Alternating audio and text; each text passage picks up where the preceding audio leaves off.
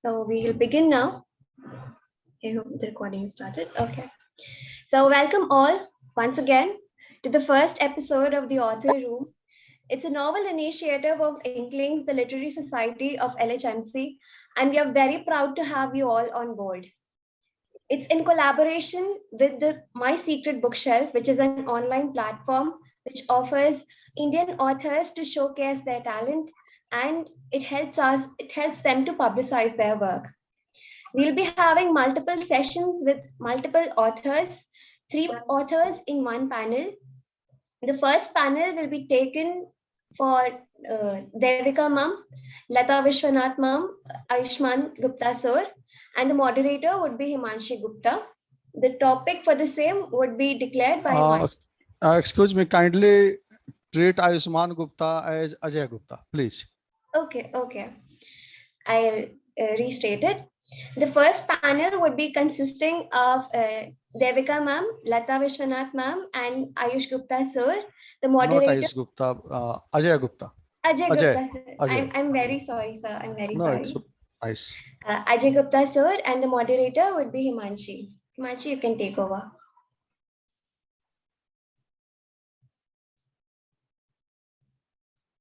You are unmuted. Yeah.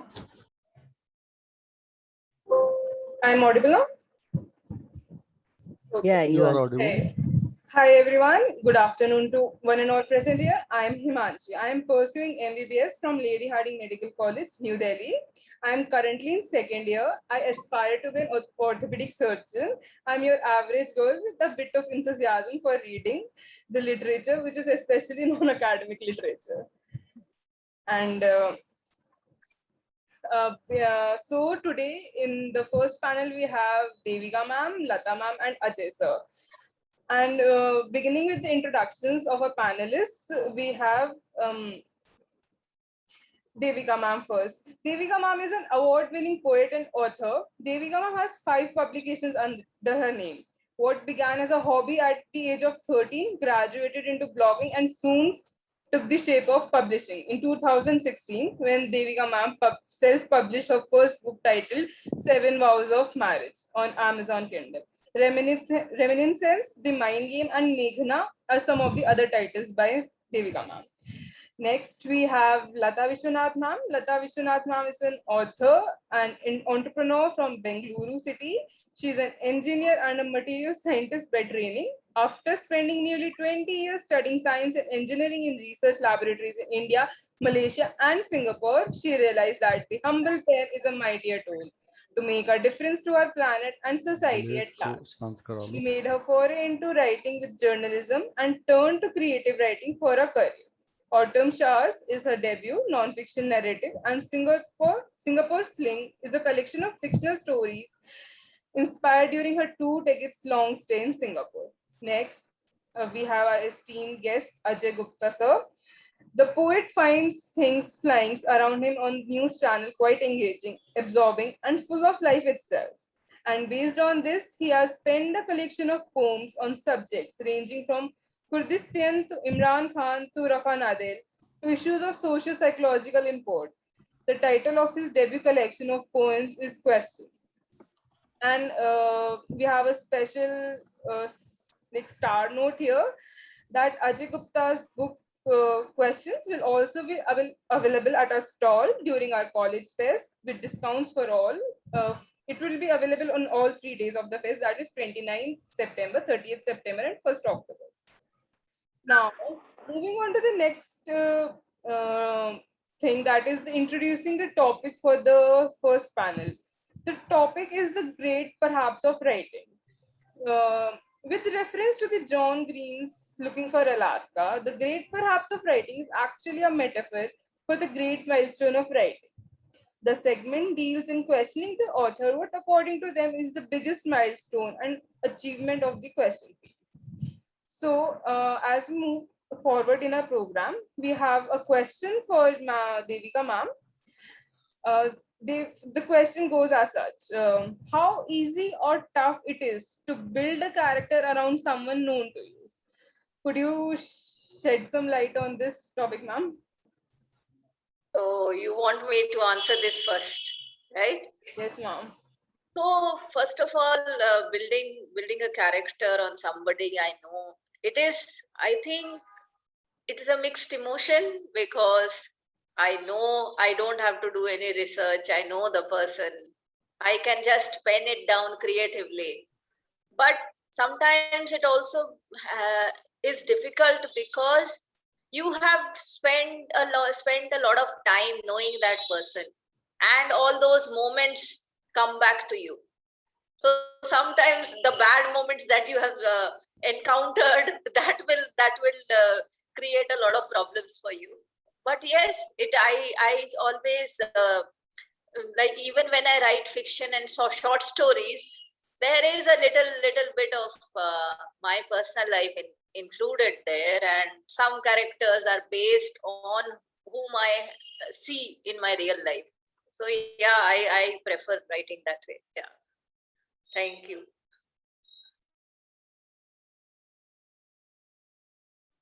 Thank you so much, ma'am.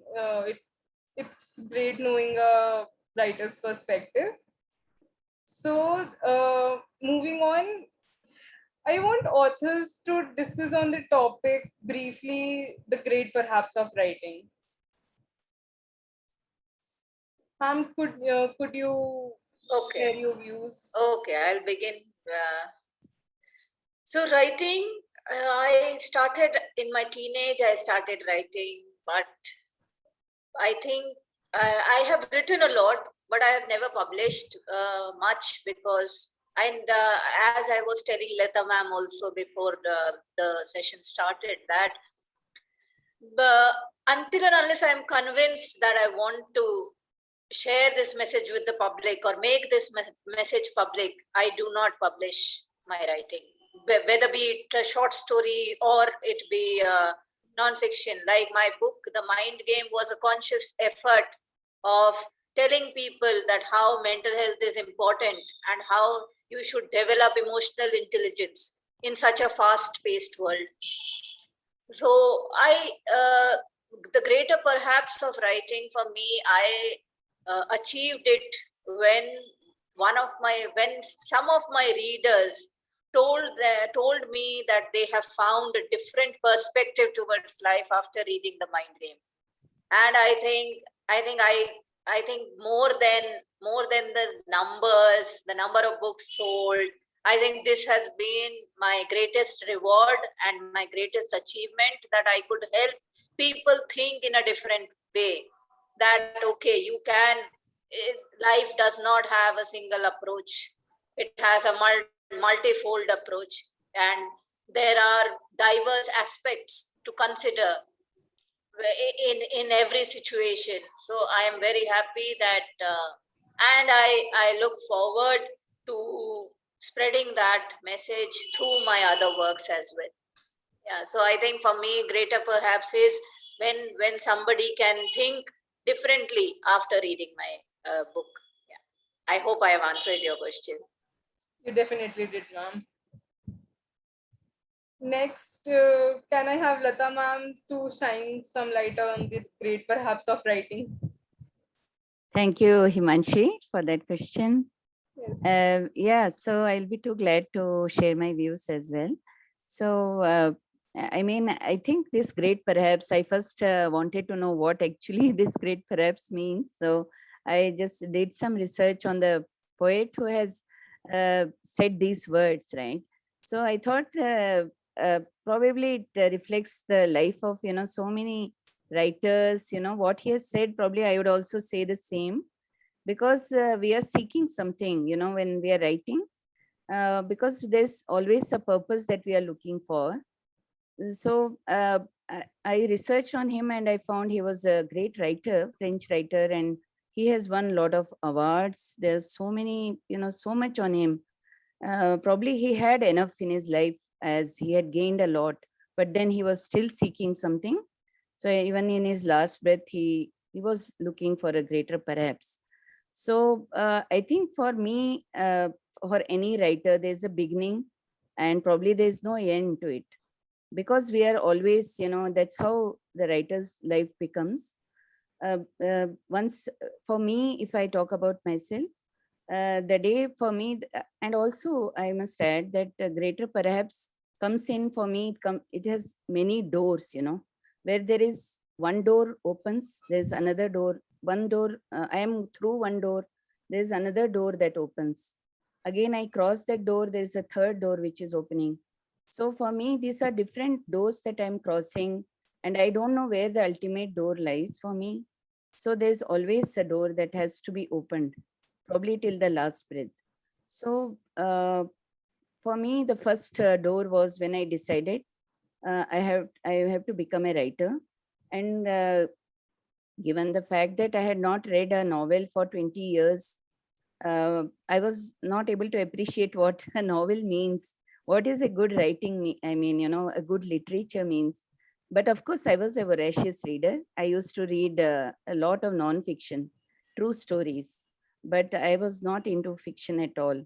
So for me, that was a greater, perhaps, to write a novel. I mean, so to achieve that, I had to become a reader first to learn. So I learned what is a good writing, and I learned the structured way I learned the writing. So, so that was one door that I had crossed. So then I had to decide what I'm going to write. So I made a conscious decision that these are the books that I'm going to write: collection of short stories, a non-fiction, a novel, two novels, a historical romance, and probably a children's book. So for me, these were the main that I put for myself, milestones that I have to do these. I have to get these published.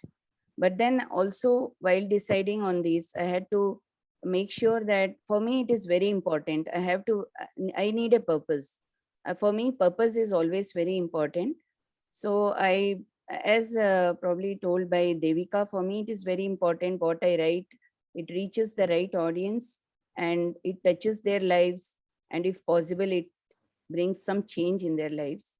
So I chose such topics. So I made a conscious decision. This is the one I'm going to write because this is what I want. This is what I feel is important for society and for probably in a larger perspective for the planet, and it should touch everybody across the globe. So I picked up such topics, and I have been consciously writing. And also another topic that I write is mostly about the women, the inspiring women. I call them agents of change. So these topics I write. And for me, the greater perhaps is when I reach a very large number of audience, my writings, and I'm able to complete all the books. But I know that I have so far written 3 books, but I have to 4 books, in fact, and I have to write many more. So probably that will be my greater perhaps when each and every, person across the world, they read, and to some extent they understand. It touches their lives. So I think that's what I wanted to say about greater Thank you perhaps. so much, Lata ma'am. So Now can I have Ajay sir to share his views on the said topic?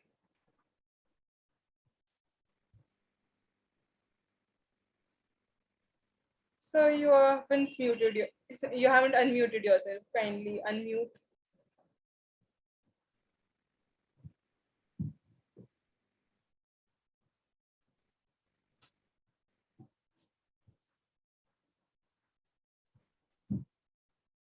Is that okay?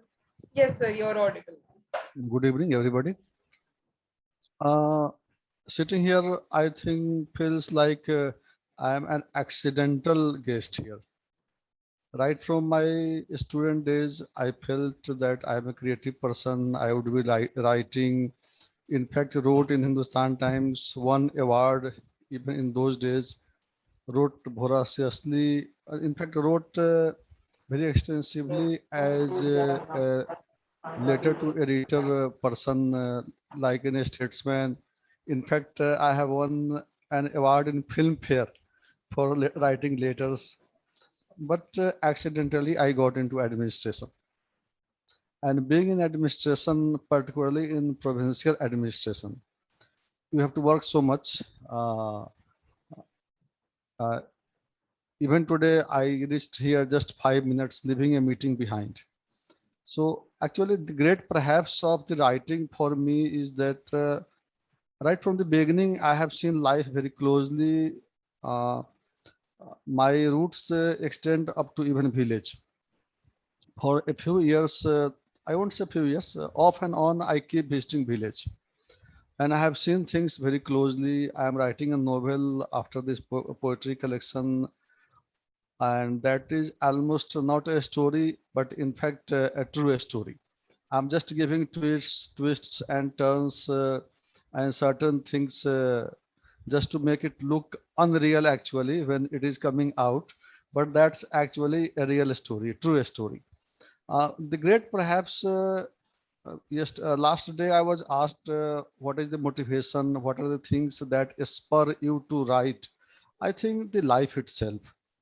In the beginning of my student life, I was a radical leftist. These days, I am not. Right. Okay. So when you are like that, when you are into radicalism, I'm not using that in a negative way that I was a radical. I was not that kind of a radical who would use things in his hands and like that. But those things were in mind. I was moving into circles, calling people comrade, being called comrade. So that was a phase, but nowadays, then I came into administration. So when you see things from perspective, I saw people. I read novelists like Mulraj Anand, his Coolie, his Untouchable, and I think you read what you actually like. Unless you accidentally chance upon something, you choose what suits you. Like I read Sons and Fathers of Ivan Turgenev, and like that, like I try to read Leo Tolstoy, War and Peace, and I have no hesitation in telling that I failed to complete that War and Peace that is so voluminous. So you want to see world in a perspective. You want the world to move in an ideal direction. You feel that it is not moving in that direction. You feel with advancing age, you feel that there should be a synthesis between what it is, what it should be, and what you can do with that. And in between comes the creativity that I also started with English literature. Then I moved into history. I am a net in history also.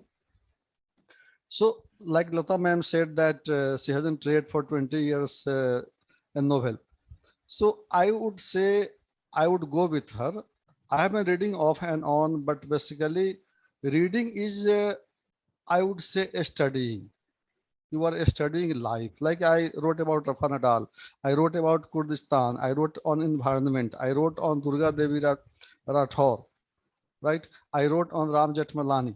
And when you read my poem on Ram Jetmalani, you would be amused. The things I have portrayed in that, from his sincerity, his seriousness, his vast knowledge to his lighter things like Lena Locke and all those things. And then I have moved to Imran Khan, the man I adored when I was young, and he was also young.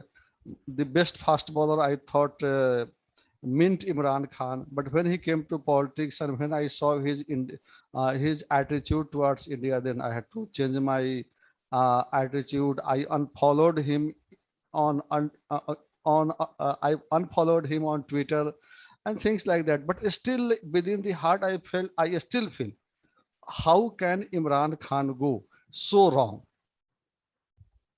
If India has certain things going against in his heart, but how could Imran Khan go against women? How could Imran Khan support Taliban? How could Imran Khan, the man who married Jemina Goldsmith, could be so fundamentalist? How could Imran Khan, the flamboyant person, could be having a wife now who is covered from tip to toe? So these are the perhaps of writing, I think, the things which spur you to think, oh, come on, how come this is happening?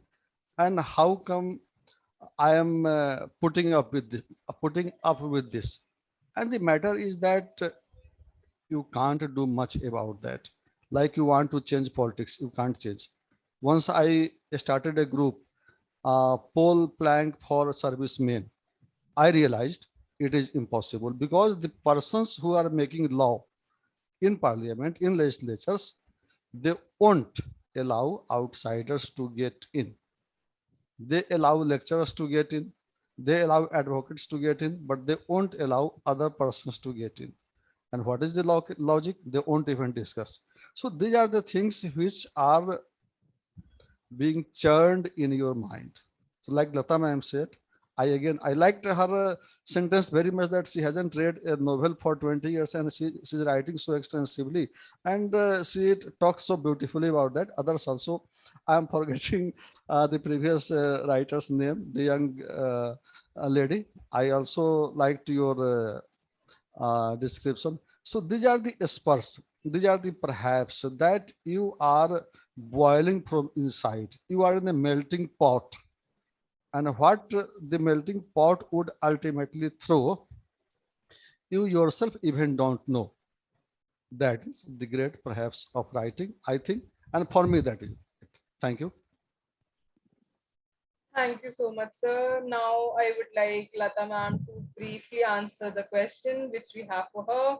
The question is as follows. Ma'am, what would be your genre you wish to write about under a pseudonym? Thanks for that question, Himanshi. Well, I mean, I'm not the type who can, give somebody else's name for myself. But yeah, if I have to write, then it would be a true story, which I would not want to write because it might be of someone whom I know, and some facts that I cannot divulge because if I know the person, he or she knows me. So it's very challenging to write under my name itself. So I would like to write under a pseudonym, a true story, which is gritting and, so, but apart from this, if it is fiction, then of course I could expand my horizons. I can write, probably a sleazy, racy novel, a romance mixed with fantasy, or maybe some aliens coming on Earth and, mixing with human race and, all kinds of, mix of genres. I would like to experiment those. Uh, if it goes totally, out of, it appears a bit insane, then probably I would like to have a pseudonym. Otherwise, not. I would like to have my own name. So I think my first question, part of the question, the first answer would be more appropriate. Yes, ma'am, the answer made very much sense. Next, I have the question for Ajay sir. And sir, I would like you to briefly answer the question. So the question is as such: while writing, do you visualize your life scenarios or take inspiration from others? Good question. If I visualize my own life scenarios, or I take inspiration from others, I would say that one has to juxtapose the both. When you are writing, you can't write in isolation. When you are moving, sometimes if I use that Hindi phrase, "Jana tha Japan, pahunch gaya Cheen," sometimes it happens, and you have to put the logic into that. You have to put contents there. You have to make it look real, and you have to make it beautiful and readable. And life is like this. Nothing is perfect. Nothing is I would say, the ultimate thing. Life is moving. I used a phrase, melting pot. So things are in the melting pot. How it is coming? You are boiling the rice in a pot. What kind of rice you bring about depends on the content, the quality of the rice itself, the kind of flame you are putting up to that, the kind of pot you are putting there. Means that's quite an earthy example, but I would say that my personal vision plus the inspiration, both, and the inspirations you get from anywhere. Like I get inspiration from my son itself. He's so cool that I am not. Sometimes I find some people. Once I was chatting with a little girl, And she asked me, have you read this author? I hadn't. So I had to be silent. But that doesn't mean that I don't read. I'm interacting with you and I'm reading you. I'm reading your face, how you are behaving, how you are talking. That's all part of studies. And that all makes part of knowledge. And knowledge is power. And their inspiration, personal experiences, personal feelings, all those things come into the picture. Nothing in itself, in isolation, is the reason. Thank you. Yes, very well said. Now, I would like to thank all the authors of the panel, Devika ma'am, Lata ma'am, Ajay sir, and now I would like Bhavya to take over. Thank you all. Thanks. I Thank you so again much. thank Devika ma'am, Lata ma'am, and Ajay sir. Really, very insightful session. So thanks a lot Thank for you your so views. much, Bhavya. Thank you. I'd like now to Yashika to take over for the panel 2. Good evening. I'm Yashika. I'm a medical student at Lady Harding Medical College. I aspire to become a surgeon someday, but right now I'm just figuring it all out. This session includes digital storytelling by Sabarna Roy. Now, Sabarna Roy is a trained civil engineer and is presently working as Senior Vice President. He is the author of 7 critically acclaimed best-selling literary fiction books that includes Panticles, Frosted Glass, Abyss, Winter Poems, Random Subterranean Mosaic 2012 to 2018, Etchings of the First Quarter of 2020, and Fractured Mosaic. He has also written 2 technical books, articles on ductile iron pipelines and framework agreement methodology and technological trends in the water sector for sustainable solutions. For his literary work, Sabarna has received several awards, including the Champions of Change 2020 award given out by Interactive Forum on Indian Economy, supported by the Government of India. Now let's move to the story digitalling. It is a storytelling by Sabarna Roy. It's a collection of 4 short motion graphics films, which includes The Tower, 3 animated poems, Mosaic of Death, and Mosaic of Dreams. Each film comes with background ensemble music and reading of selected works of Sabarna Roy from his 4 literary works out of 7: Panticles, Winter Poems, Random Subterranean Mosaic 2012 to 2018, and Fractured Mosaic. The films are directed and edited by Abhishek Kundu, produced by Sabarna Roy, and the pieces have been read out by the author himself. Please note that some of his works, titled Etchings of the First Quarter of 2020, Frosted Glass, and Subterranean Mosaic 2012 to 2018, are available at the store with URL www.mysecretbookshelf.co.in. Now we'll be moving with the digital storytelling.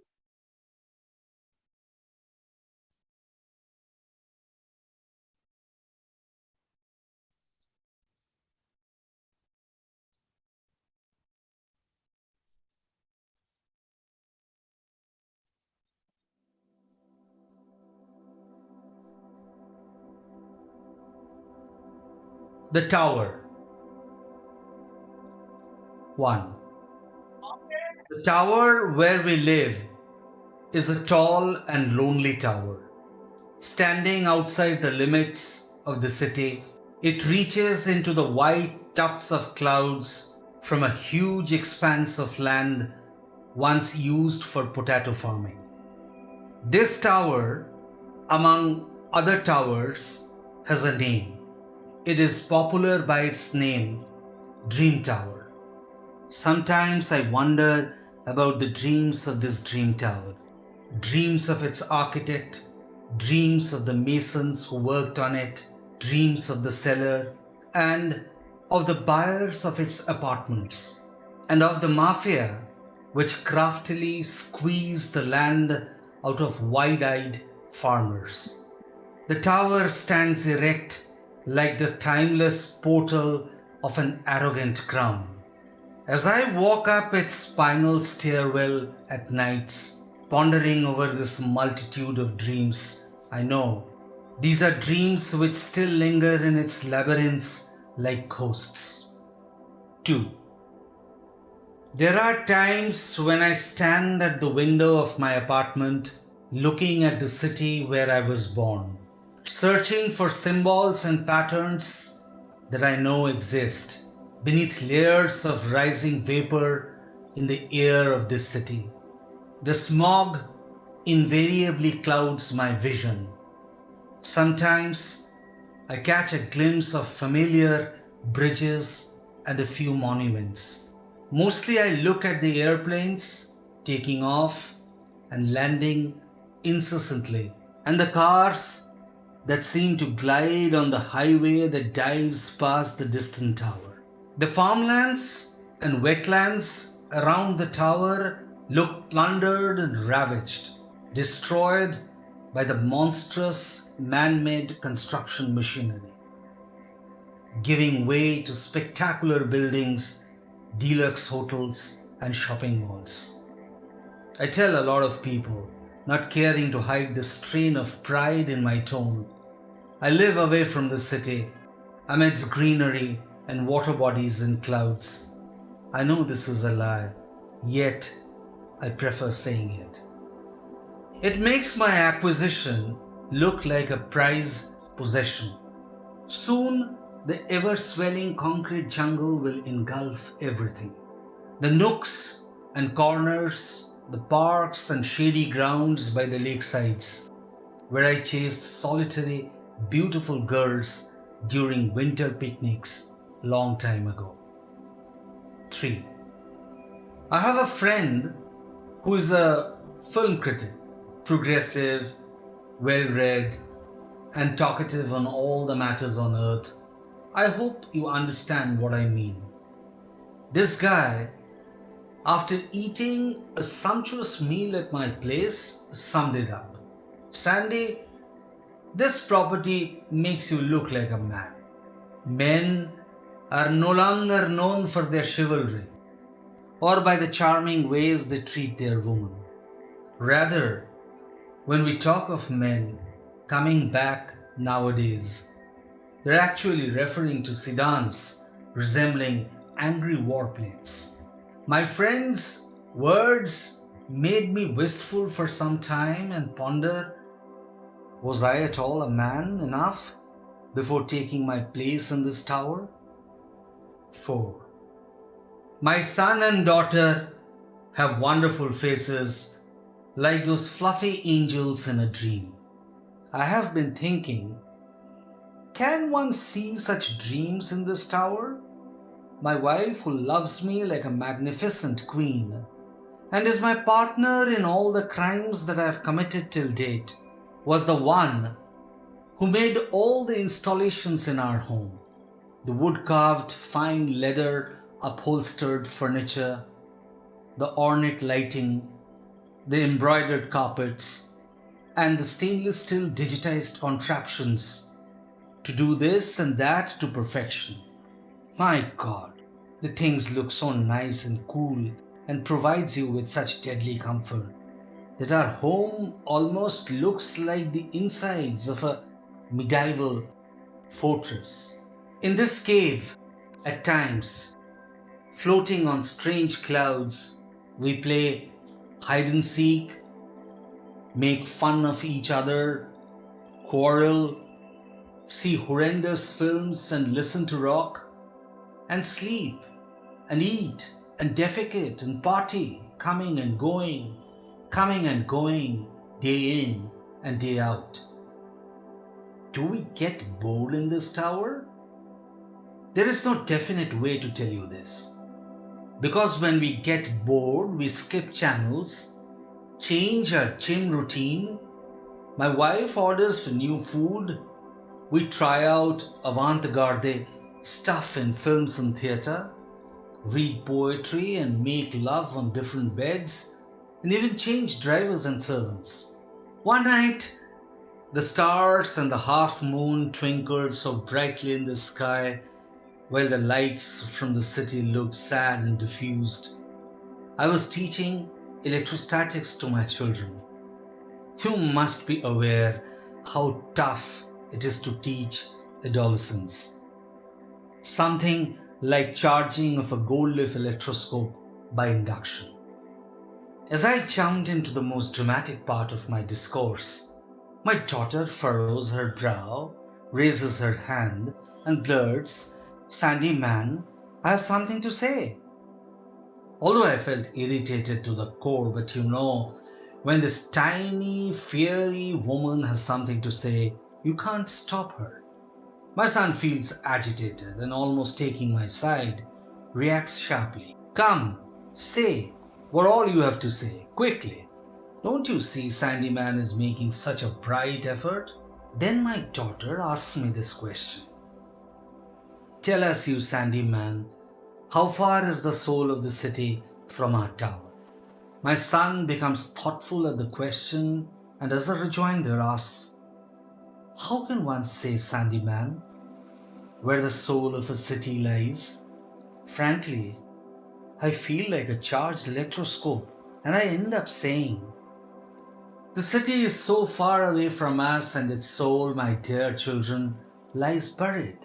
And if at all you want to find it, you need to unearth a prickly riddle." At this point, my wife makes her glorious entry into the scene and declares, "Sandy, let us all go and live by the side of a sinuous river. You promised to build a cottage on an enchanted shore during our courtship. Memory is something you are incapable of forgetting, and I marvel at my queen's memory, with which she strikes me almost every time at the right hour." The children start singing a meaningless song, boisterously breaking the dead silence of the night. Amidst this increasing cacophony, my tigress gives me a look, which tells me she will fall into my ferocious embrace the moment I leave all this mess and catch her. It happened just then. Our tower took off into the sky like a rocket. 5.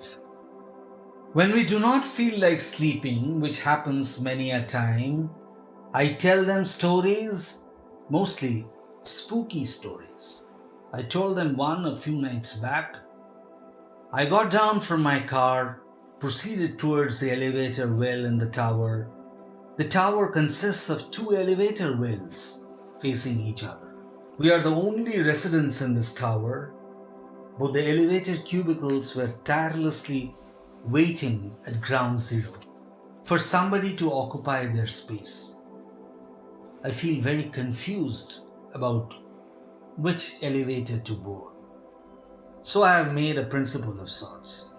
While descending, I will drive down the southern well, whereas on my way to the top, I will drive up the northern well. I board the northern cubicle, hungry and tired, but happy to be back home. The doors of my elevator close, making an unpleasant sound, and I push the button for my floor. My eyes, by fleeting chance, fall on the opposite elevator with doors shut. It looks utterly glum and is melancholically illuminated by its fluorescent lamp. It's vacant and at rest, and I find in it a ball of smoke encircling like the ring of Saturn. As my elevator kickstarts and rushes upwards, I find the opposite elevator rushing upwards all of a sudden, almost at an equal speed. When we race past each other through the intervening floors, I can sight the other elevator momentarily through the glass panels of our respective doors. The emerging ball of smoke growing inside its somnolent chamber into something more concrete, which I cannot readily grasp. As we leave the 6th floor behind, the ball of smoke was gone, and instead I found a man standing in a grotesque posture, looking vacantly at me. He hardly moved, his hungry gaze on me more intense with each passing floor. Once we had crossed the 10th floor, the other elevator accelerated and crossed mine leaving me terror struck, and suddenly I realized that this man almost looked like me. He was my body double, wore the same clothes, and carried the same bag and file of papers. It was this mesmerizing similarity that filled my soul with endless darkness. Was this man a heinous impostor? Was this man a terrorist? Would he harm my wife and children? At last, I reached the floor where I live, my chest thumping and heaving against my frail ribcage. My hands shook as I pressed the entrance bell. A few seconds later, our maid had opened the door. When she found me standing in front of the door, she instinctively turned around and rushed inside, calling for my wife. When she was turning, I had glimpsed the shock in her eyes. Surprisingly, I did not enter or make any move, as if I was waiting for approval of others to enter my own home. My wife came and the children followed. She came to the door. I saw a queer look in her eyes. The children looked awestruck. When she spoke, she sounded restrained and withdrawn. What a look alike, unbelievable. Nobody can believe this. My dear man, don't harm us. My husband is back at home. He has gone to the washroom to take his bath. Tonight we will leave to see the mother of all rivers. As you would know, it is a long and a tedious journey. Spare us, my good man. If you need anything from us, I'm willing to give. If you want our home in this tower, you can have it. We will be leaving for good. 6. My wife belongs to lands where fables are written. I snatched her from a fable and made her mine. In doing so, I made her the heroine of one fable and the vamp in another. There are days when we go to the terrace of this tower, soaking sun in our burnt out bodies, standing taller, and looking breathlessly at the city, which feels like a crouching demon inching towards us. Will we feel like immigrants forever on this planet? To douse our eternal fears, we pray. We pray like devotees are required to pray. We end all our prayers with one line: let this city keep some space for our children, whose faces resemble those fluffy angels in a dream.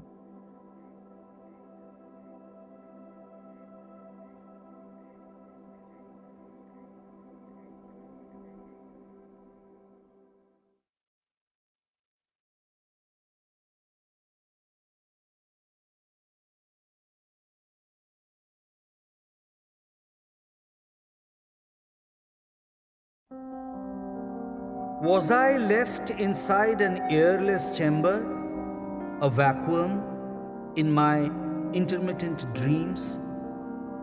The chamber was made of glass panels, suffocating and chilling. Outside, I could see flakes of snow floating in midair.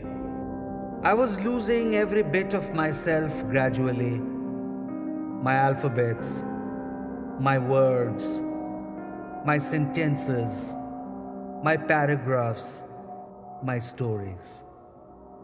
I could no longer breathe inside the chamber. My insides were churning, on the verge of a violent vomit. As my eyes closed, I saw my mother, disheveled, running wildly inside the jungle away from me. And then I saw them coming back to me like hurling rockets. My alphabets, my words, my sentences, my paragraphs, my stories, like colorful graffiti on the end wall.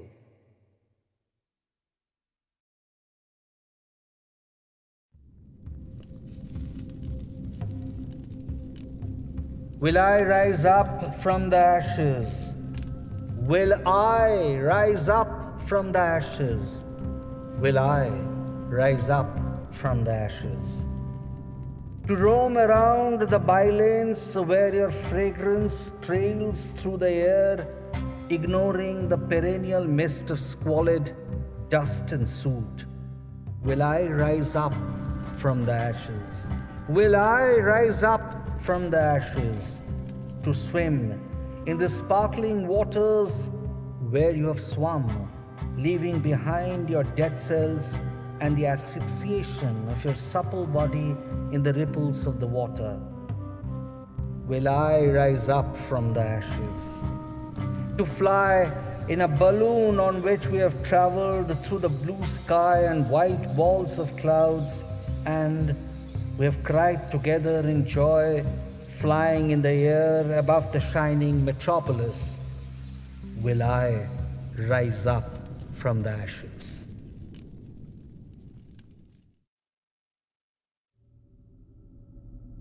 Well, the saucer fell from my hands into a sunless well.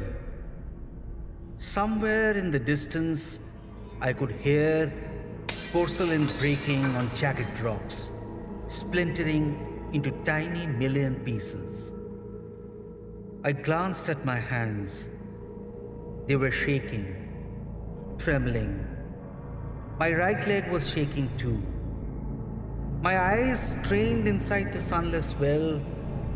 Silence and darkness and pungent aroma bubbled like fog from the ancient well.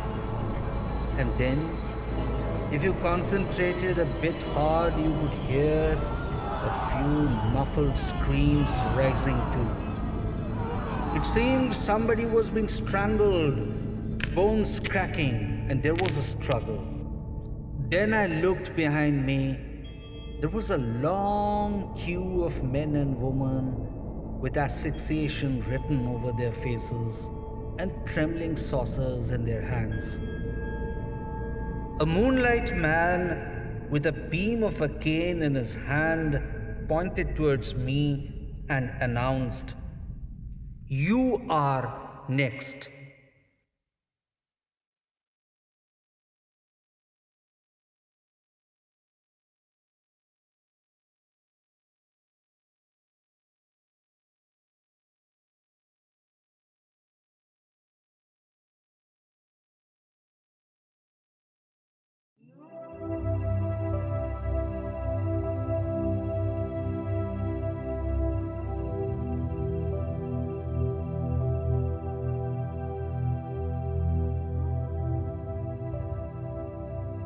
They forgot to put my body on fire, on freshly chopped logs of wood, on oil cracking and boiling. They forgot the charm of cotton ball plugs, the sight of wetted white petals of fecund flowers, the absent-minded twirl of smoke chains, incense sticks, the sonorous trail of holy hymns, crackling sounds of earthen pots, and above all, the communal mourning around a corpse. Instead, they hurled me down inside a pit laboriously excavated, dark and deep, and instantaneously covered it up with fast-setting slurry, with a slate of hands that can be defeated only by mystic magicians at work. So I exist there, frosted miles below, from where you are waging your philosophical wars on trains against commuters struggling to reach their office on time, commissioning ecstatic cocaine soirees on yachts and rafts, executing orgies with strangers on a plane, stealing antiquity from private museums of Novio billionaires. For you had once told me, "I'll blow up my life," indoctrinating me with the scent of your body and introducing me to the nucleus of this explosive club, Death Rattle Clan. What holds me here is an intricate web of undefined silence and darkness, so pure in form in this marsh of soil, water, plant roots, and rotting flesh. You worry sometimes, don't you? Struggling in sleep? Do I remember your face and touch as I crossed over the perimeter of life? Do I know that your face is one among their faces? Do I remember all their faces as distinctly as I should? Do I remember our plot of blowing up our lives? Might I end up sharing it with a fellow corpse?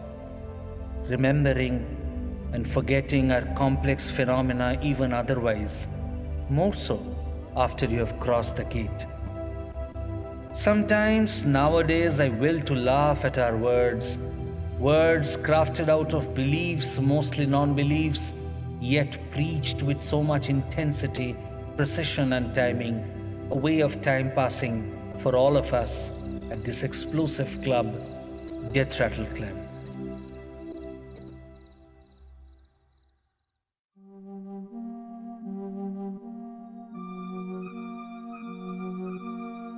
Obitra Babu recounted this experience of his to me in his wood-paneled study on the New Year Eve of 2017. Until 4 years ago, he would regularly visit a small eatery on an extended branch of Sutter Street on Saturday evenings to eat a small meal of chicken steak on plate with sorted vegetables and French fries and hot bread rolls with butter. He would park his BMW in the parking area along the MLA hostel because he wanted to take a little walk, chat with Parashuram, a street beggar whom he happened to meet by chance one rainy evening when he was, instead of finding a shelter, persistently begging for some change from Povitra Babu. His doggedness attracted Povitra Babu because he appreciated doggedness in every profession. Povitra Babu loved dogs and doggedness in human character.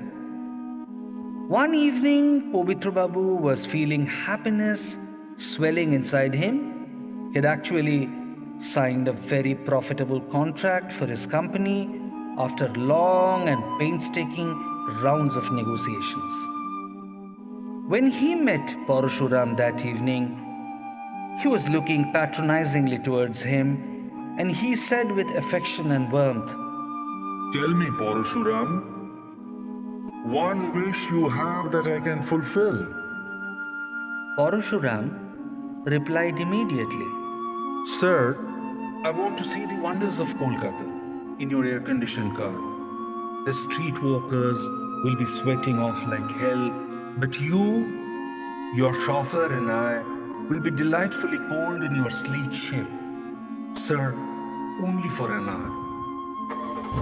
So Povitra Babu, having had his steak, took him around for 2 hours and not 1 hour, as was requested by Parashuram, setting the car temperature at 18 degrees Celsius on a very hot and sultry monsoon late evening, watching the delights of National Museum, Victoria Memorial, Racecourse, National Library, Second Hooghly Bridge, and Khidarpur Dockyard, well, all from the outside, sitting within the chilled confines of Povitra Babu's BMW. Next Saturday, when Povitra Babu returned, he did not find Parashuram around. So he inquired about him with the other beggars. They said the wretched old man had died 2 days back on the street, coughing blood and reeling under constant fever and throbbing chest pain caused due to pneumonia. Povitra Babu was thunderstruck and never returned to Southern Street area ever.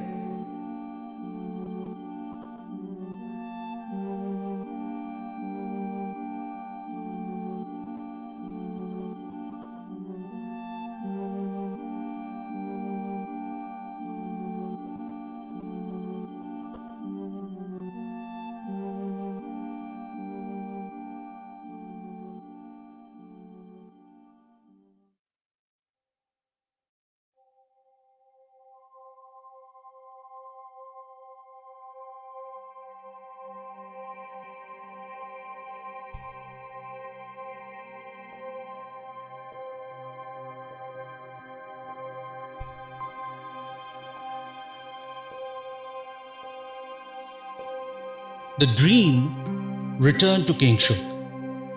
Sitting at the pinnacle of his technology empire at the 23rd annual general meeting, looking at the ocean of his empire's expectant stakeholders' eyes, tastings at a behemoth banquet, well done, of a super deluxe resort, the dream returned to King Shuk. The night Ma abandoned him and Baba, she crooned in his ears. He was fast asleep. The words penetrated his semi-conscious, remained embedded there in labyrinthine layers. What if the planet is no longer an oblong spheroid, but a plateau, so that you can reach the edge of the planet and jump into dark space? King, it is not important to know what others state as facts, but to know them for yourself. Be unbound and unfettered in life as the medieval explorers, merchants, and pirates. The dream returned to King Shuk. As he went to the podium, he announced an annual dividend of 75% in these times of legendary economic disaster. His shareholders rejoiced and clapped boisterously, and chants of "Data mining is the future of all money-making" filled the air. Corporations are making money out of snooping on people's lives and pushing them towards choices like never before. Meanwhile, King Shuk took small sips of his cognac and smiled a wry smile, remembering Ma and the dream.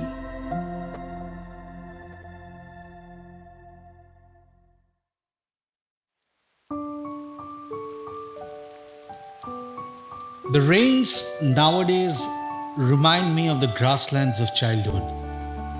The unending waterlogged fields spread across the horizon. The beauty of naked adolescent boys.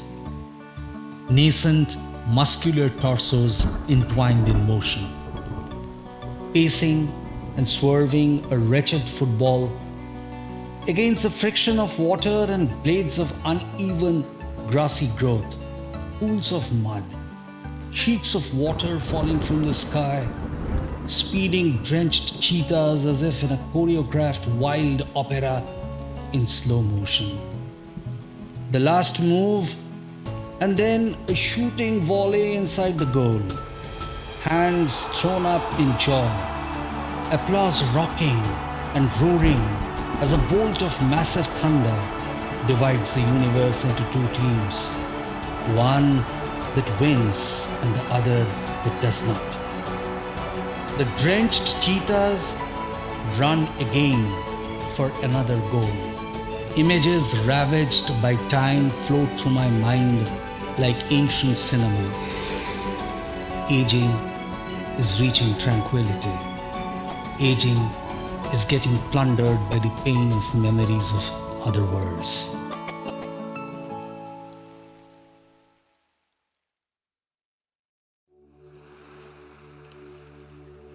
I had a strange dream last night.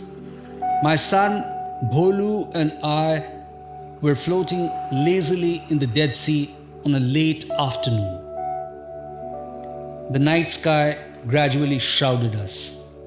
Bholu was in a trance, listening to Steven Wilson on his Apple AirPods with his eyes closed. My eyes were focused on the distant mountains. Jerusalem is on this mountain, a holy place of three monotheistic theologies. The lights in Jerusalem glowed like stars as night descended on us. Jerusalem is a mystery in my soul. I told Bholu stories about Jerusalem. He listened to them intently.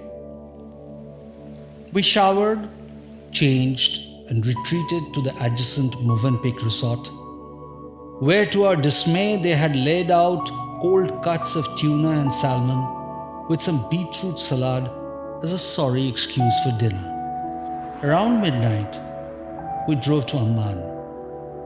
Driving from damp heat to cool breeze, we went to a Mediterranean nightclub where a medley of Basic Instinct was playing.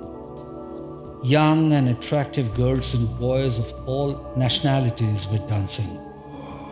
The air was filled with smoke, mostly weed and single malt aroma mixed with the scent of French perfumes, designer shampoos sold on Champs-Élysées hit our nostrils, and well-toned flesh greeted our eyes. After a couple of single malts, we left the club. On the drive back, an Arab informed us an asteroid has hit Costa Verde, part of Lima. Thunderstruck, I reacted with horror. Has anything happened to Jorge Mario Pedro Vargas Llosa? The Arab hadn't heard this strange name.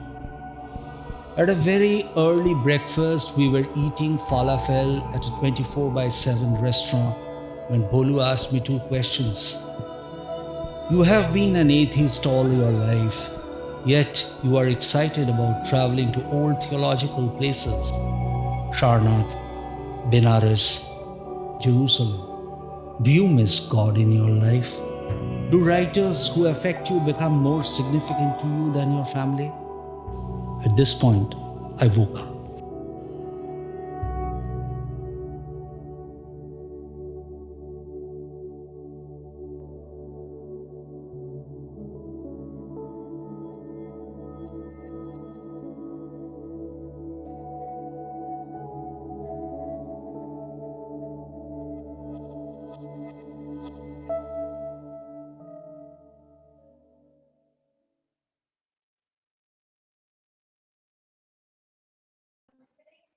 That was wonderful storytelling by Varna Roy.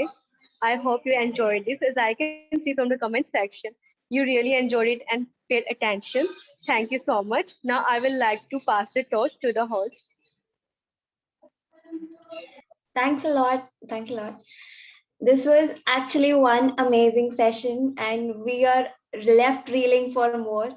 So, but since we have a crunch of time, we'll be moving on to our panel 3. I'll ask Ambika to take over.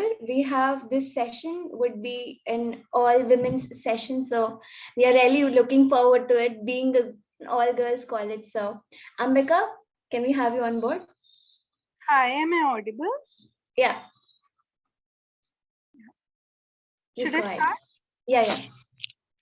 Okay, in panel 3, we have Namita Das ma'am, Poonam Jalan ma'am, and Sunita Lal ma'am. So the topic of discussion for panel 3 is isobars of imagination. So what exactly is an isobar? So basically, isobars of imagination means those fixtures, those nuances that bind a story or a poetry. So basically, in this panel, we'll be discussing how do artists or authors outline their writings? How do they conclude their actually storyline and be satiated with it? Isobars are those pointers on the map that fix or bind at a story. So we'll start with Namita Das ma'am. Namita Das ma'am is an engineer who used to write software programs and codes, but her heart always set on writing creatively. So she stroked her pen and started blogging. A quick visit to her website is an stress buster with snazzy humor writing pieces that keep readers abreast with the latest happenings.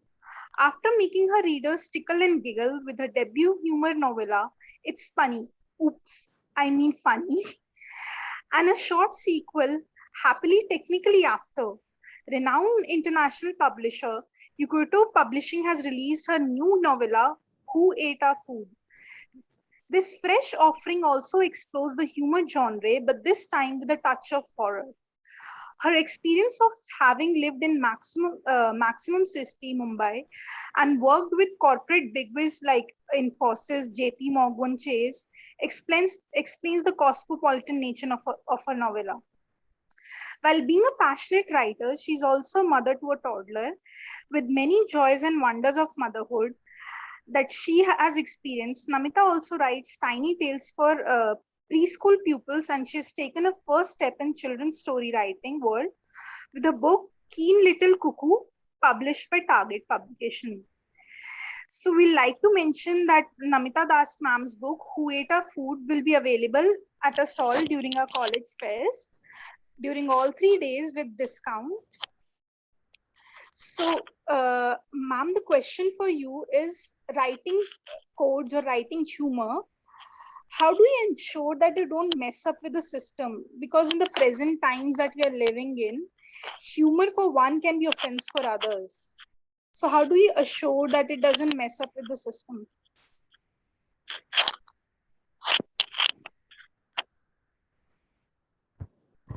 Ma'am, I think you're not audible. I can't hear you.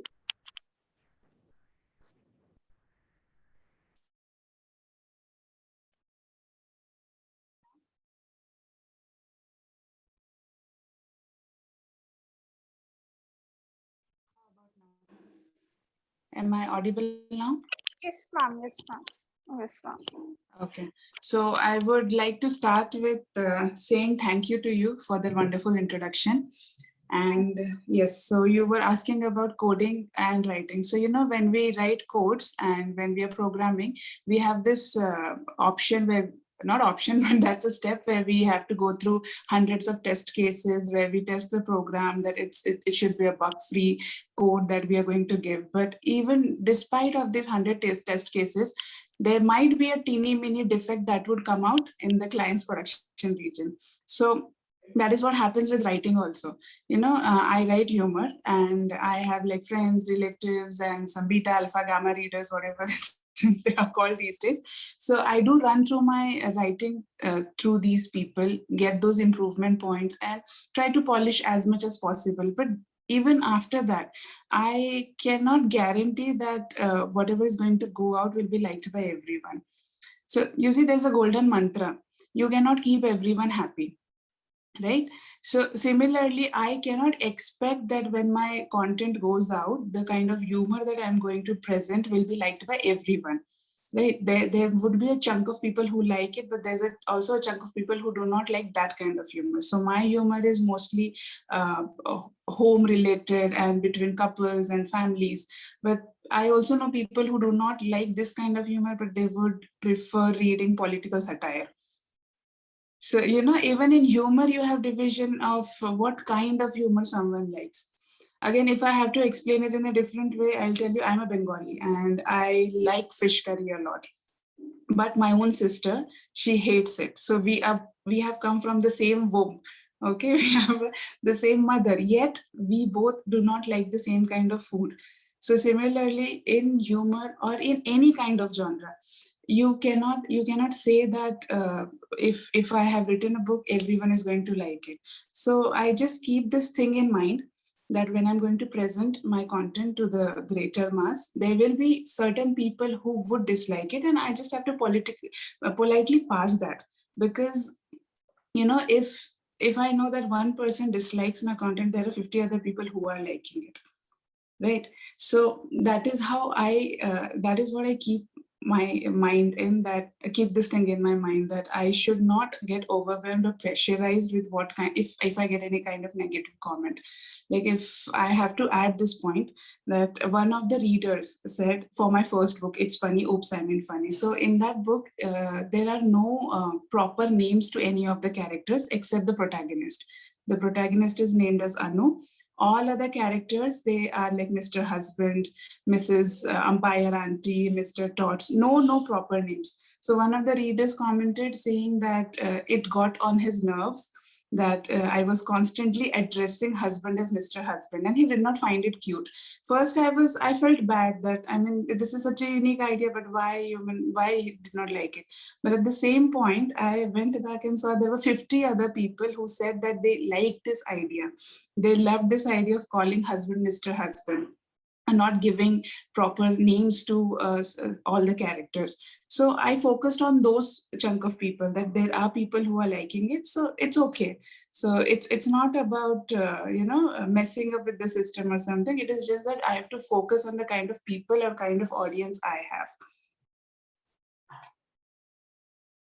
And then you also pointed out about offense, right? So I'll tell you, in this current situation right now, my people can get offended about anything and everything. Okay, I have a very, very recent experience where I'll tell you that someone eating very unhealthy is also advocating about heavy body fat.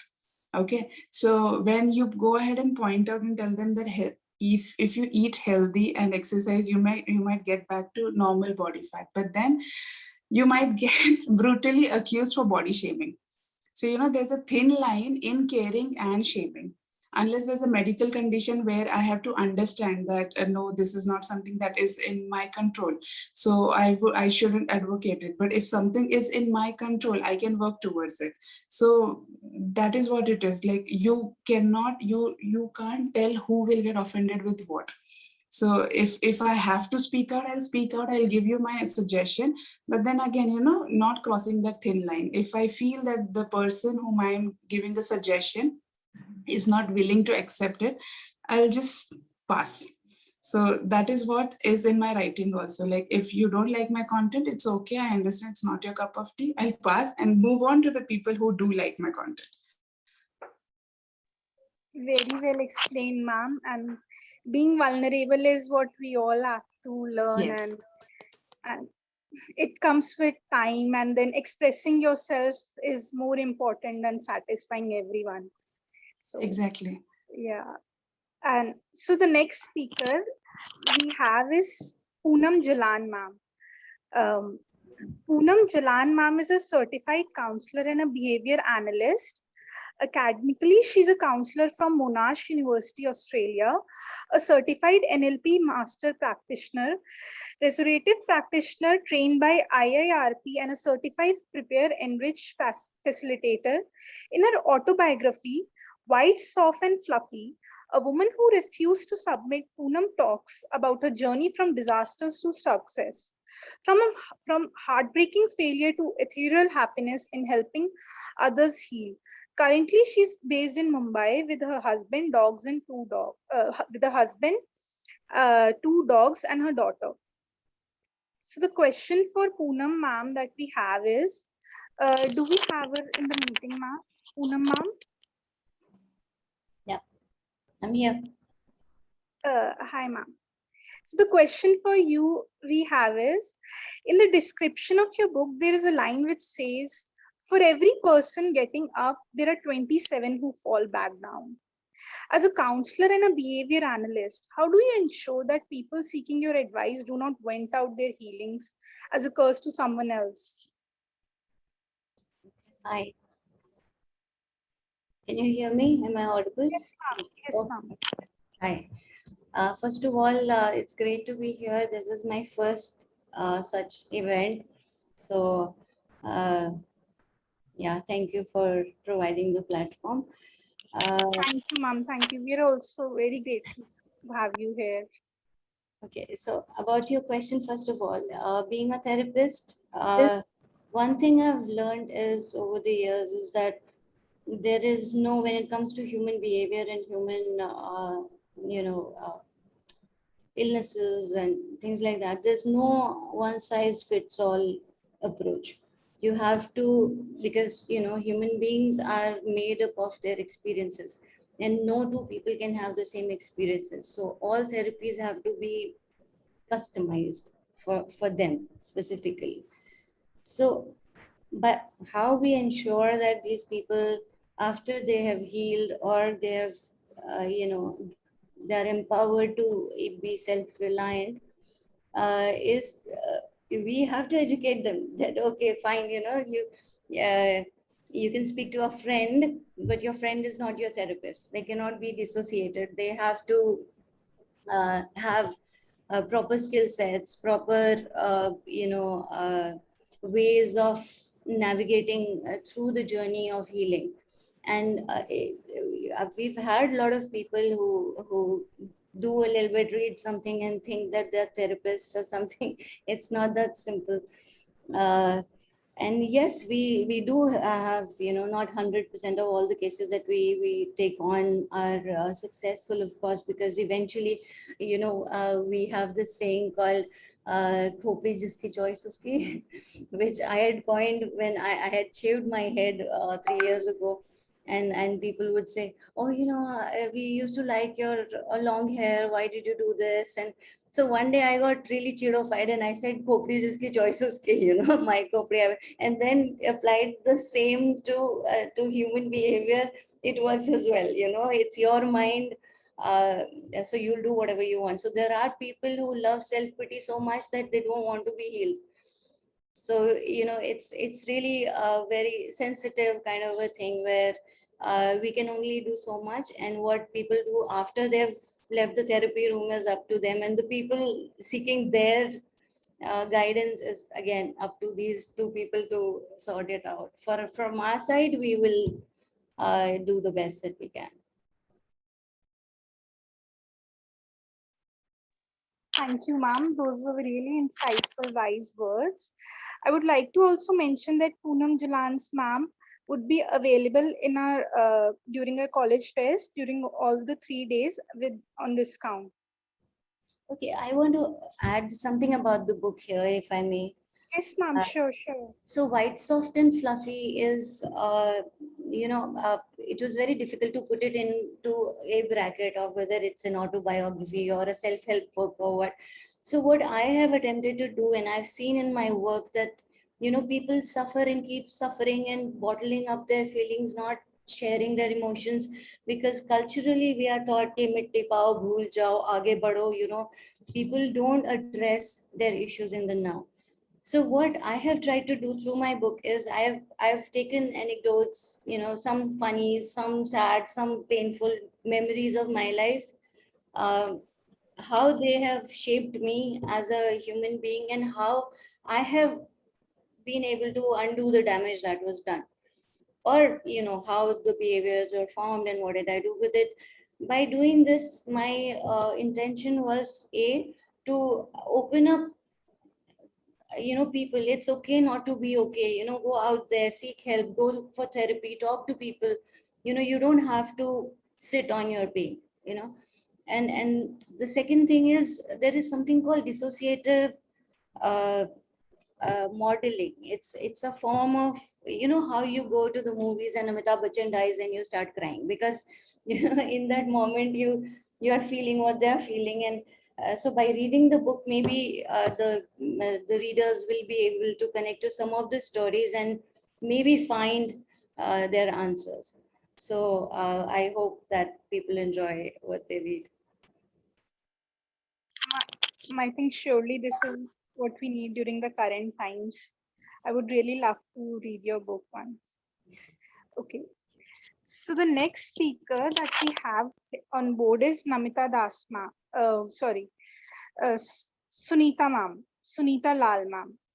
So Sunita Lal ma'am is a leader in domain of human resource and organizational culture based in Bangalore, India. She's passionate about exploring, curating organizational culture, and is strong proponent of oral tradition of storytelling. Sunita ma'am calls experience the luxury of gray hair, and she swims in overlapping spaces of words, mindfulness, yoga, tying the great unknown to the human experience. She's the author of Dotting the Blemish and Other Stories, a collection of short stories about women and that reflect and comment on the inherent prejudices we have as a society. So, Sunita ma'am's book, Dotting the Blemish, will be available in a college fest at discount during all the three days. Ma'am, do we have Sunita ma'am? Do we have you here in the meeting? Yes. So, ma'am, the question for you was, as you write, your writing strongly revolve around feminism. So, uh, So the question for you was, hello? Yes. Ma'am, I'm not able to. We can hear you, Amrika. You can continue. Yeah. And we Okay. can hear ma'am as well. Okay. Hello. So, ma'am, as your writing strongly revolve around feminism, what, according to you, should be a fundamental step to ensure women's rights in Indian society? See, we can talk about the political rights, and we can talk about economic rights, and we can talk about financial rights and all of that, you know. But before all of that come into place, even if all of them are offered by the state, okay, what very important for us to realize would be finding our space in the family system we are there, finding our space in whichever system we find ourselves, you know, in the social system, family system, or whether you are part of a corporate, find your space and find your voice. See, it looks very simple, but it's the most difficult thing. When your efforts are minimized, when you're passed over, when your work is unnoticed, when your struggle is unnoticed and unacknowledged, you let it pass. You don't find your voice to articulate. Then you can't blame anyone else. It is you who have to stand up to make it possible, you know. Because the society, the social structure is that it's very patriarchal. It is designed in such a way that it makes life easy for the male gender. And if half the women are swallowing something, the rest of the women are making it easy for men by ensuring that women are staying in line. So women do that to other women, primarily because in patriarchy, men don't raise their voice. Actually, women do it for men, for sanctioning of safety. When a woman actually accuses another woman, she is buying safety. For that safety, for sanctioning of that safety, she is going and attacking another woman. So if we want to break out of all this, because the social system very clearly will tell you how, not only what, but also how to do things. Now you need to have the ability to stand up from there and say what you want to say. When you're feeling emotional, feel emotional. You want to cry, just cry. There's nothing wrong about it. I mean, there's no shame in all that, being vulnerable, being crying, because it's part of the journey for us as we move. Corporates want to make the whole places sanitized without any emotions, you know. But that is not really true, because if women have to work in that space, there is going to be that emotion that's going to be there. So I think most importantly, it should start with finding our space, finding our voice, and being there for each other. When another woman attacks a woman, then we are not there for each other. When we have envy, competition, hitting at each other, then where do we find our voice, and where will we find our space? So there are so many examples when there is a domestic, in fact, the book, Dotting the Blemish to me is the prejudice and the biases in the society. Dotting it is calling it out. And when I was doing research to find out about the social institutions like marriage, widowhood, and I tried to find out about abuse, molestation, domestic violence, I think when I went back to do research and find out about homes where these things have happened, what struck me very, very odd and very hurt me deeply also was the bystanders, how they kept quiet. They normalized it. Okay? And there are people who say, you know, for molestation, she was not raped. I mean, you really feel like, how can you even say like that, you know? How can you even talk like that? How have you thought that molestation is that easy, you know? The scars go very deep and they struggle for many years, and for the relationships that they have after, they struggle. So if we are not there for each other to stand, holding each other's back as women, we will find this even another 20 years. I think I might be very old, but still I will be in some panel discussing the same thing. We got to make this happen, and to me, largely, I look at the next generation to take, see, it is a journey forward march. Okay. When my grandmothers have done something and I had the privilege and I moved forward. And the next, I expect the next generation to take it forward. But when they don't take it and stagnate, we regress. And that is the problem, regression should never happen. We should keep moving forward in our journey. And it is not going to be easy. No one is going to give it to us. Thank you so much, ma'am. I could very well resonate with your words, and for revamping the whole society, these small steps that we should take, a woman should support a woman, then only we can move forward. So we like to next we like to discuss the topic, the isobars of imagination. Namita ma'am, Poonam ma'am, and Sunita ma'am, could you shed some light upon this?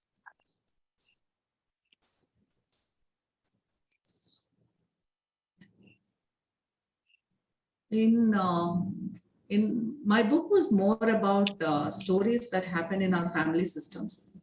I was very clear about the topic. I wanted to write stories about women in the last 90 years. What happened?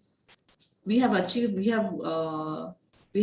certain milestones, but there are certain things that have not changed. So I went deep into the family system to understand about marriage, widowhood, remarriage, divorcee. What happens if a divorcee remarries? What about molestation and all of this? So and I love to listen to stories. So I was listening to stories and incidents, and that's where my whole of my thing. And I was trying to look at what is the crime that is commissioned there. What crimes are commissioned, and commissioning a crime is by omissioning it, not mentioning it, by being silent. And so when people tell stories, my imagination was always with what is that they are not telling me? Where are the gaps in the story? What is being hidden inside? Okay, and there I think I used to dig and try to understand, go back into the lives of these women and see if I have to draw the entire story to a point for a reader to understand and experience the pain, the anguish of the person, I have to draw one incident and rally around it, And for me, the entire story has to be converged to that point and then talk about it. So large part of it is for me to listen to what is not being said, and what are the omissions in the story. What crimes have we commissioned, and we act normal. Normalizing certain pain is also a crime. To me, it is a crime. And large part of it is for me to, after listening to the story, come back and sit and write, the lived experience of these women. And to me, the end of the story, I want to leave there are possibilities. See, it is a story which is leaves you feeling sad, but at the same time, I don't want to leave everyone at that note, because we have achieved a lot of milestones. So I leave every story with the possibilities that can happen. And I think that's my own way of saying that there are a million possibilities and there are lots of moonshots, and we all can aim for those moonshots. Thank you so much, ma'am. Namita ma'am and Poonam ma'am, would you like to add something to this? Yeah. In my first book, it was all about my own life stories only. Like there were small incidents that would happen between me and my husband. There would be small jokes or something that I would just go ahead and develop into a essay or a story. And the idea behind my book or even any of the stories was to make someone smile. So it was like showing a different perspective of looking at the same situation. For example, there was a situation in my friend's life where she was talking about her mother-in-law and how difficult it was getting for her. But I tried to talk about it into a different, from a different horizon. It's like, what if instead of saying this, you say this, how would the situation change for you? So it converted into a very funny situation at that time, but that is what I thought, that this is something that I have to do in my writings as well. That instead of, I had a session yesterday where someone asked me that in our day-to-day life we have all these mundane activities and we keep on sulking, but then how do you look at it? So I was like, instead of sulking, we can also look at it in a different way. Like, if this is something that you find that this is not working for you, or this is not right, or this is just annoying you, it's irritating, what can make it bright? What can make you smile instead of this? How do you visualize yourself that if this is not something that has to be for you, then what it should be? So if you change how you look at the situation, automatically things around you will change. So that is how humor comes out. So humor is something that we have in our daily lives. Everyone has it. Even right now, as we are talking, there will be something funny that super hilarious person can bring out. Like, even you're smiling right now. So that is how life is. Like, if we can pick up those emotions and make people smile. If I am smiling, I let other people know that why I'm smiling, why something cracked me up. So I'm spreading smiles. So that is how I always weave my stories. Even if I have like a small joke or small line that is coming in front of me which made me smile, I develop that story so that I also take creative liberty for reader engagement, of course, but that helps, because there's a lot of things for which you can feel sad for, and a human tendency is to look at the sadness first rather than what could have happened. Mostly when you talk to people, you will see that people are looking for the sad part, or what is annoying, what is not correct. But people will not tend to see that, okay, but this is good that we have. For example, lockdown, everyone was very annoyed that I can't go out, and I feel caged in the house. But then there was also a brighter side of lockdown, that you were able to spend time with the family, you were getting more hours to sleep, you had more time for yourself. So again, it is how you look at the situation. So that is how my imagination would build that. If I have to think about something, I'll think about, while writing, that how this will be good for others, or will that make you smile, will you feel. I do not intend to have everyone like laugh out loud, or they'll be like cracking up and everything, but at least will that bring a smile on your face? That is always my intention, and that is how I would always think about developing a story. So true, ma'am. The way you explain that, to keep this, you have to, from situation, how to keep distant, detached from them, and Yes. detach from them from a And third. it's like you have to keep your life simple. The more you think about negative things, it is going to, and it's okay. Like Poonam ma'am said, that it's okay to be not okay. So that is what I also believe, that when you want to cry, you have to cry. You have to express your emotions. You should not bottle up everything inside yourself. But it is also that once you are done crying, what next? How would you want to change the situation? You have problems, and you have problems. So how do you address that? How do you solve that? That is something that you should think about. Like, that is what will make your life simple, instead of complicating it and thinking about that, no, everything is wrong, everything is wrong. It is always going to be wrong. So so of course some people do need professional help, and even after professional help, how are you going to put that? Like, if a professional helps you, how are you going to put that in your daily life? How are you going to use that in your daily life? That is something that I have to think. So that is what I have to build. I have to have like that kind of perspective towards life, that I want to solve my problems. I don't want to be stuck in that situation. I have to come out of it. So how do I do that? Thank you, ma'am. Those were really golden words.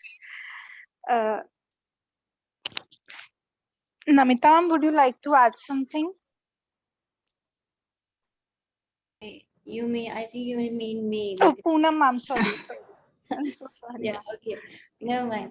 So yeah, so I'll tell you how I got down to, it's not easy to write a book, first of all. It's very challenging. And for me, first time author, it was like, oh, random. So, I couldn't write 4 sentences in a message. For me to have written a book, it's a huge thing. How I did it was because of my learnings during therapy also, and working on myself.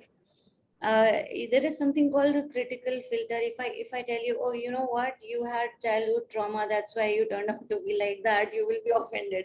But if I'm sharing my story, that okay, when I was 4 years old, I saw, let's say, everybody was excited about going for a speech by Mrs. Indira Gandhi, and how a 4-year-old me spent the whole night dreaming about how it'll be, is she like this or like that?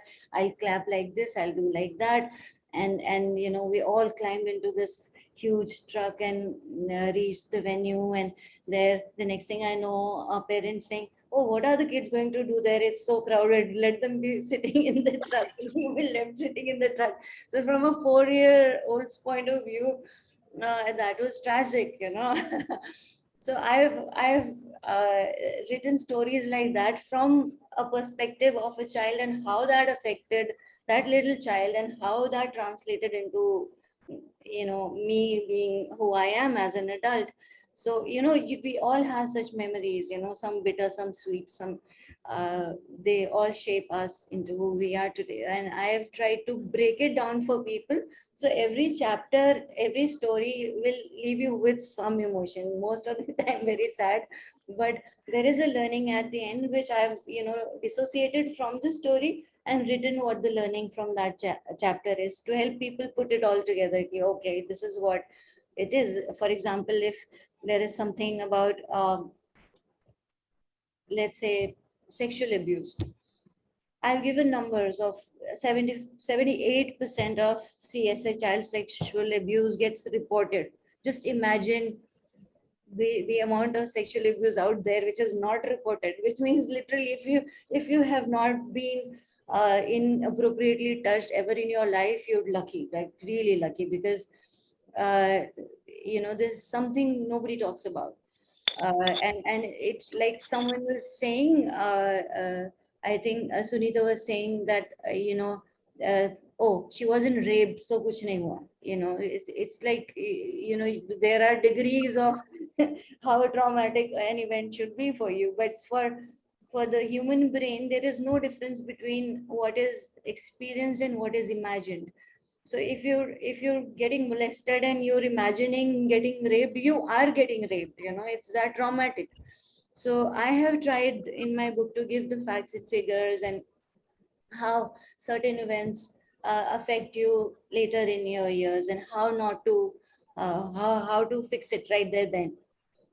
uh, Things like that. I mean, I have chosen events from my life. Of course, it's I'm 48 years old, so I could write 10 more books like that. But yeah, this was the first attempt, so let's see how that goes. I'm sure, ma'am, it will be a massive success. Thank you so much for your words. Next, I'd like to give it to the Bhavya. Thanks a lot, ma'am. Thanks, Poonam ma'am, Sunita ma'am, and Namita ma'am. It was really nice time with you all. I would next ask Zainab to take over. Our next guest would be Himanshu Rai sir, R. Giridharan sir, and Indranal Roy sir. Can we please have you on mute? Thanks a lot. Hey, Hi sir. Can you put on? Yeah. hope I'm audible and Yes. visible too. Yes. Hello everyone, am I audible? Yes, sir. Yeah, Neil, hi. And Himanshu Roy, Himanshu Rai sir. Hey.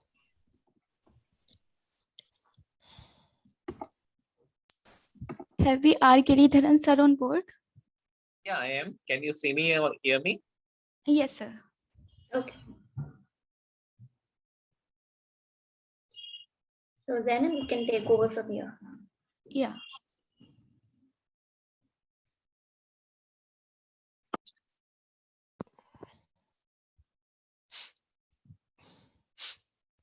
Hello, everyone.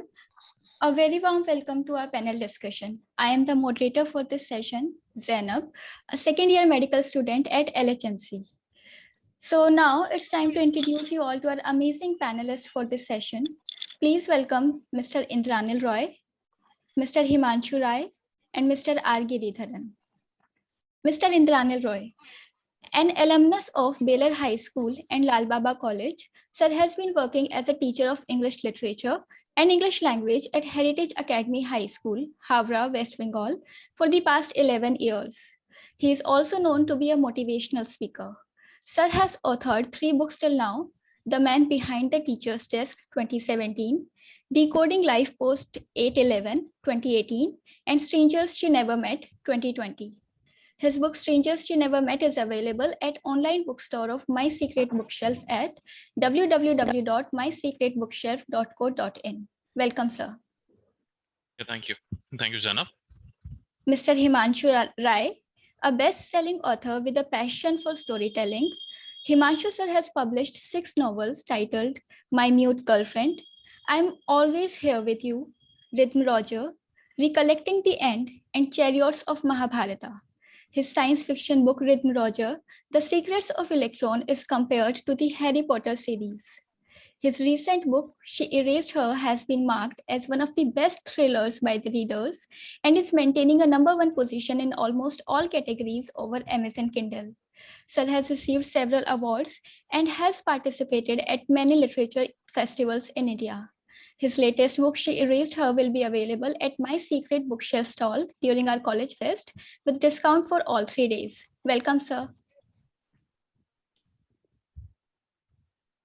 Yeah, Mr. Thanks for welcoming. Mr. R. Giridharan. Giridharan, sir, is a general manager with Reserve Bank of India, a soft skill trainer, and a certified expert in emotional intelligence. He is a certified corporate counselor. He's an executive and life coach. He's an international sports commentator on All India Radio and has covered test matches, ODIs, World Cup, and IPL matches. He's also a television panelist. He has recently authored a book, Right Under Your Nose, which is an unputdownable murder mystery thriller. His book, Right Under Your Nose, will be available at My Secret Bookshelf stall during our college fest with discount for all 3 days. Welcome, sir. Thank you, Zinda. So now moving Pleasure to be on ahead, board. our topic for the discussion today is romanticizing criminology. And I think it's an important topic because romanticizing criminology can have evil consequences, but at the same time, it's an art of writing, right? So I want to ask from all of you, what do you think are the banes and boons of portraying crime as an act of philanthropy? In just 1-2 lines, sir. I'll start from Indranil, sir. Sir, what's your take in this? See, romanticizing criminology is never an act of philanthropy. What we can say is that see, we have been projecting, you say not criminal, rather the darkest aspects of man.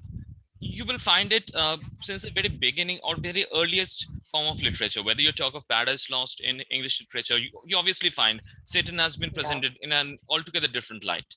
Yes, sir. So we find it from the very beginning or in the earliest stages of literature. Whether you talk of English literature, whether you talk of Indian literature, we find it. It's very common. I think it's more like very often we want to become or we want to get attracted to things that we can't do in our lives. Whether you talk of a Robin Hood, it's the same ideologies. The ideologies that something that a common man don't do. We eventually get attracted to it. So it's not romanticizing, it's not idealizing. It's often initially it's more like presenting it or talking about something that we can't do. Obviously, that attracts attention. Right. Obviously, yeah. Yeah, okay, sir. Now, sir, let's pass the question to Himanshu, sir. Sir, what's your take in this? My take is simple. We authors are storytellers, and story comes from what's going on around you. So Right. if we are writing thrillers, we are writing about crimes, it's because it's happening. So it's just Definitely. nothing which is hidden behind it. But yes, our stories must have that learning within that, that someone who is reading should learn that within after doing that crime, or what can be the consequences.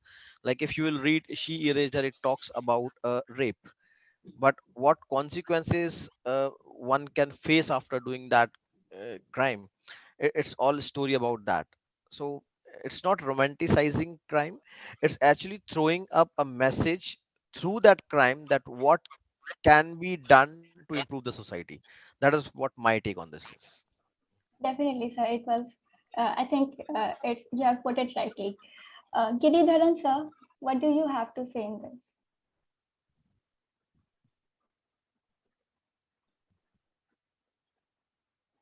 So Sir, you you are not muted. audible. Any story has an element of exaggeration, and to that extent, maybe I will agree that there is some element of romanticizing also, because a story cannot be a complete portrayal of reality, because then it becomes completely drab. Story cannot, if it is a fantasy, it's totally different from reality, but stories are somewhere in between a fantasy and a total reality. Secondly, a story is always going to fast pace and telescopic events. Events that have happened over 3, 4 years, or even a decade are encapsulated into 300 pages, 400 pages, etc. So Yeah. there is a pace which is given to the story, which is what makes it a thriller. And the element of romanticism comes there also. But at the same time, every story is a reflection of contemporary society, not just of the consequences of crime, but also of the causes of crime. What is leading people to commit certain crimes? Why are certain crimes more easier to commit? Is technology and is the way that society goes on that certain crimes can be committed?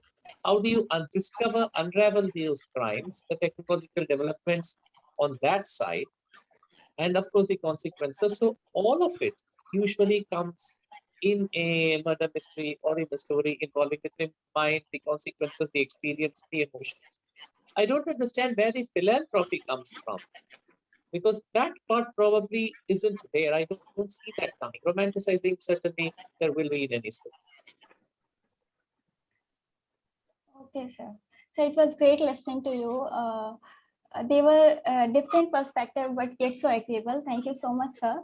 Now I would like to move to the next part, in which I'll ask some question about your books, your work, and the journey so far. So my first question is from Indranil, sir. Sir, what do you think? What makes a criminal a criminal? A mindset or a situation? Okay, so if you think about the old literature format, or if you talk about the literature of the earlier days, see, if you let's get to present day. Today a character is not purely white or black. Black and white, the division between black and white is no longer there. Definitely. A character which we say to be a criminal is generally a gray character, because Yeah. it's more of a humane, because every man has his own share of I would say faults. Everyone has their own share of positivities. So in today's literature, what I have found in many writings, the characters have taken more of a human aspect. It's no longer an entirely black character or entirely dark character. The characters which we today call as criminals, or they seem to be more cerebral than they used to be in earlier forms. And obviously the society and the social systems and the troubles, they play a major role. They play a major role. Personally, when I say that, if you ever go through my book, you will find that I've talked about certain persons who would be labeled as criminals in our society. But they had their own issues. They had their own issues for their uprising. They had their own issues for posing their voices. Everyone has their own issues. No, obviously we have a certain laws that govern us. Right. And it's not mandatory that each and everything that is there in law will have to be correct, and not everything that is done by the governing authorities is right. Whenever some person raises their voice against it, they are always labeled as either an oppressor, or if it is severe, in a severe form, they are labeled as anti-national, anti-government. Hence, we get to know them as criminals as well. So a criminal is a criminal is never a criminal unless you get to know the real background behind what he is doing. No one is a Definitely, born sir. criminal. No one is a born criminal. You have to understand it, and therefore, while writing or while presenting a character who is doing something bad in your story, you have to be under the skin of the character. you have Definitely, sir. you have to give them a proper premise. You have to give them a proper way to think. You need to think about them. You need to think like them. I'm not saying you need to think about a rapist or you need to think about a criminal. At least you try to think what made them to do it. I have no I have I'm not talking about anyone who is doing something severe. Yes, Still, sir. you need to give a thought to them as to what is prompting them to do what they are doing. It's a very complex idea. It's presenting a criminal or presenting any character is never easy, let alone a criminal, because you have to be you have to be at your best, not to show that you are taking his side.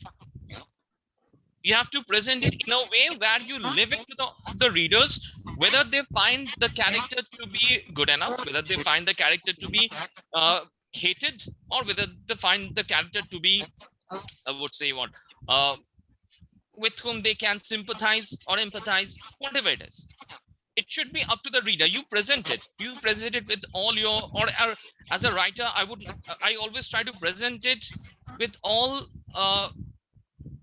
with the best of my thoughts, I would say, and leave it to the readers to understand. It's up to them to decide. It's up to them to to conclude as to what it is. Right, So sir.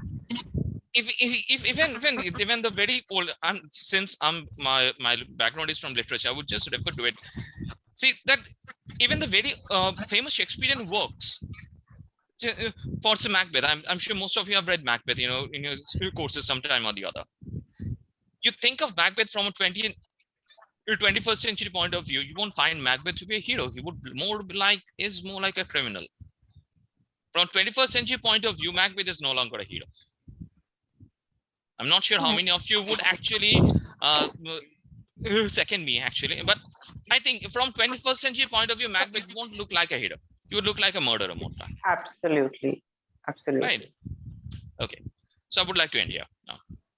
Thank you, sir. I totally agree on the fact that we cannot really understand the situation of other person until and unless we put our feet in their shoes, right? We have to be empathetic on that. Hello? Yeah, I'm listening. Okay, sir. So my next question is to Himanshu, sir. Sir, in most of your stories, one or many characters have a dark story, dark history. So how do you classify that? Are those real life experiences or just general character plotting? Is it? Do my stories have dark characters? I doubt. Because I have written mostly in most of the genres. So yes, recollecting the Okay, sir. end and She Erasure, they have Latest. the dark. Yeah, they have the dark characters. Yes, because they're the crime thrillers. But My Mute Girlfriend and I'm Always Here With You, they are purely romance. So there is no dark character in that. So Okay. it's nothing like that. See, I still say my job is to tell stories, and whichever is the best story I can narrate or I can bring to my audience, that is what I believe. There are many stories which I keep on writing, but I never go for publishing. Because I feel that it's okay. It's a story which I need not to publish it, so I just keep with them. You'll not believe She Erased Her. I have written 2 years back, and but I was not convinced to publish it because at that time I was purely writing romance. So I thought, maybe my readers will not like about reading thriller. So I just placed it in my junk folder or something.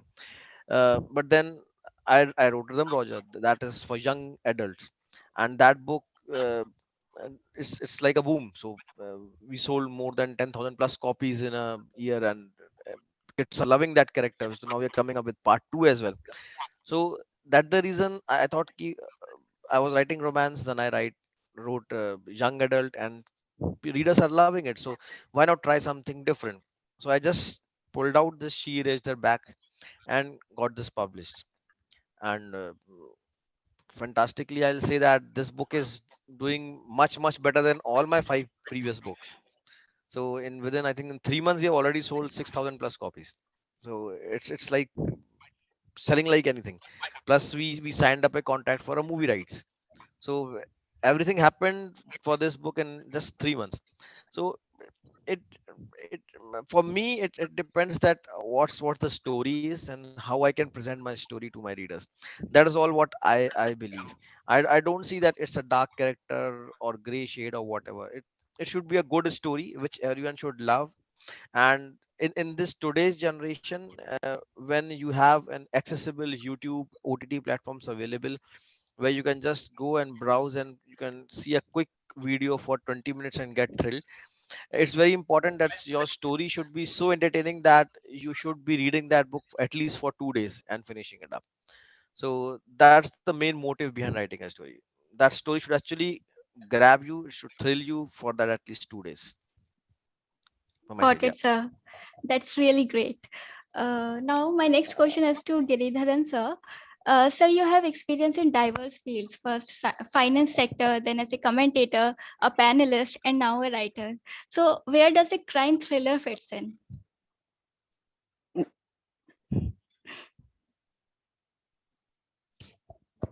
Sir, you are muted.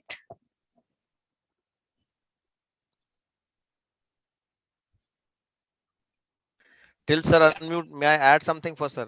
Most of the crimes start with money, and sir is governor in RBI. So Money could be the root of one evil. I not fully agree that the money is the only motive. Revenge can be a motive. Power can be a motive.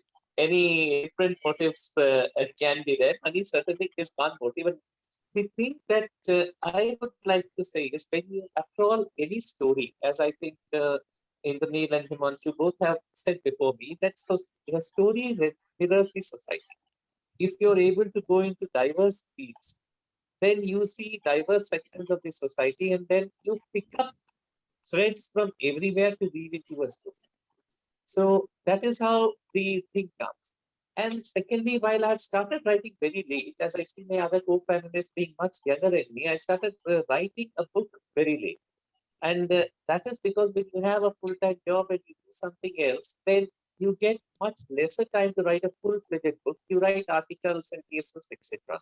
So this, I always wanted to get into this genre only, and I did a lot of field research while writing this book.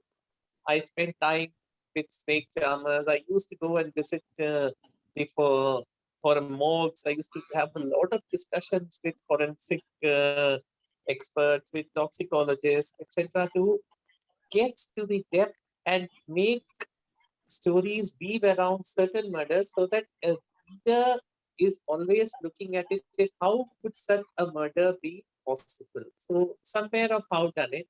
So I think irrespective of which field you are in, every writer has basically wants to solve certain riddles. There are certain riddles in our minds which we want to get to the bottom. We want to present these riddles before the readers. And we do so in the form of a story. It can be in the form of a murder thriller, and it can even be a romance story, can also be a thriller. After all, see, in every story, it's the question that matters. In a murder mystery, the question is how could this murders have been done? What was the modus operandi behind it? The who done it, who did it? And then how can the evidence be garnered against this criminal? Will he be caught? So those are the stories in the murder mystery. In a romance also you have it, say it's a love triangle. Which is the girl that the among the two girls is the guy going to choose, or the other way around? Whom will this girl, which guy will the girl go for? And why is it that she's going for this guy? What are the methods in which the two of them do the girl? What are the things that happen around? What is the thought process in the girl? So I guess in any field, a whole range of emotions go through the character's mind. Then the actions emerge and emanate from those emotions and thoughts. And that's where, and eventually the answer to the questions comes. From this complex web, you have to cull out the answer. And that's where the story is.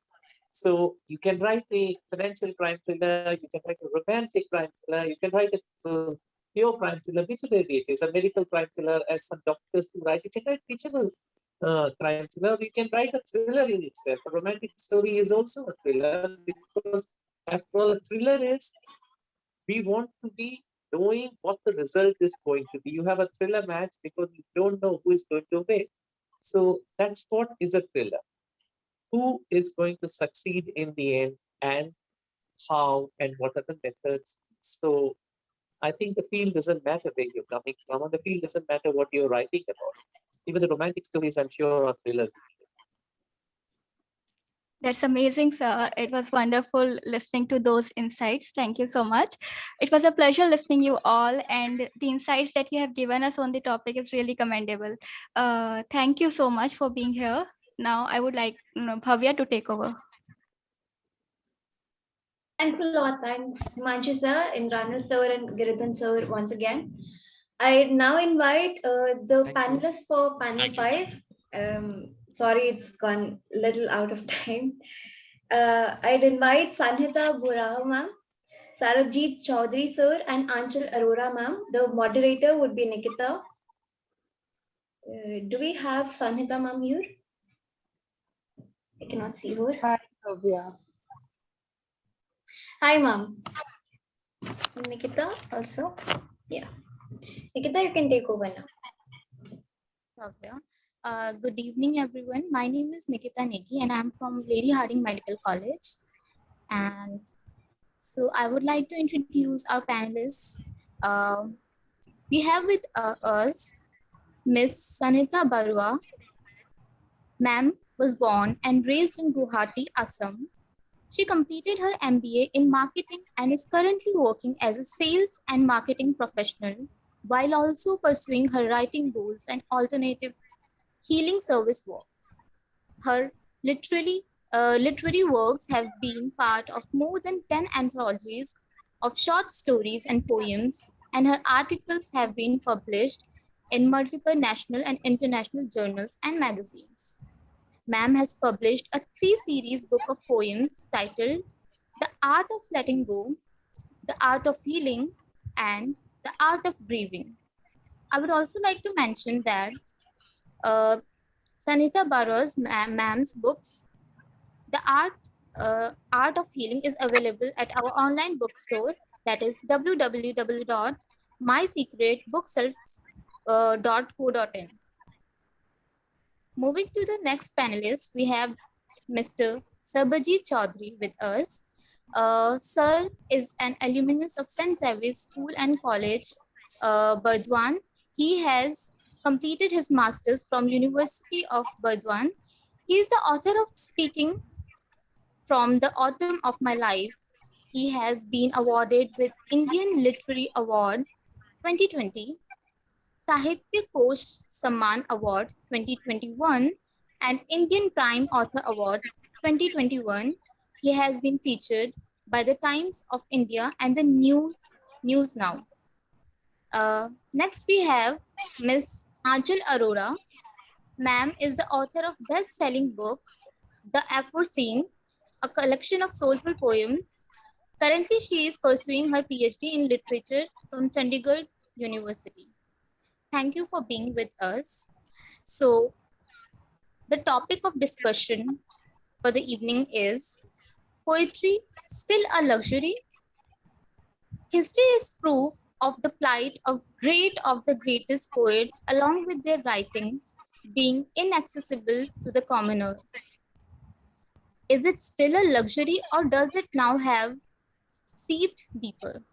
I would like Ms. Sanhita ma'am to please throw some light on the same topic.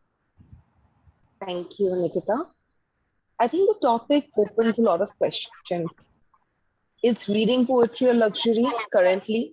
Probably not, because out now, especially in country like India, where internet is so cheap, with social media, with so many free books available, reading poetry cannot be a luxury. Anybody who wants to read poetry can pick up one. Is writing poetry a luxury? Again, currently, no. In the past, yes, historically, it was a luxury, as even the going by the population size, there was less ways to reach out to a majority of writers, a majority of readers. But currently, at this stage we are in, with the booming of the publishing industry, writing poetry would still not be a luxury. It is available for the common man. However, if we see that, if poetry as as the only means of living a luxury, then yes. In the entire literature section, we have literature, we have fiction, non-fiction. Poetry is still a very, very niche category, a very, very small category, and to make a living out of it would still be a luxury.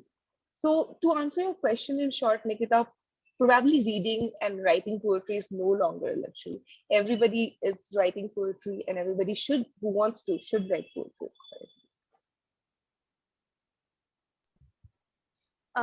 Thank you so much, ma'am. That was a beautiful answer.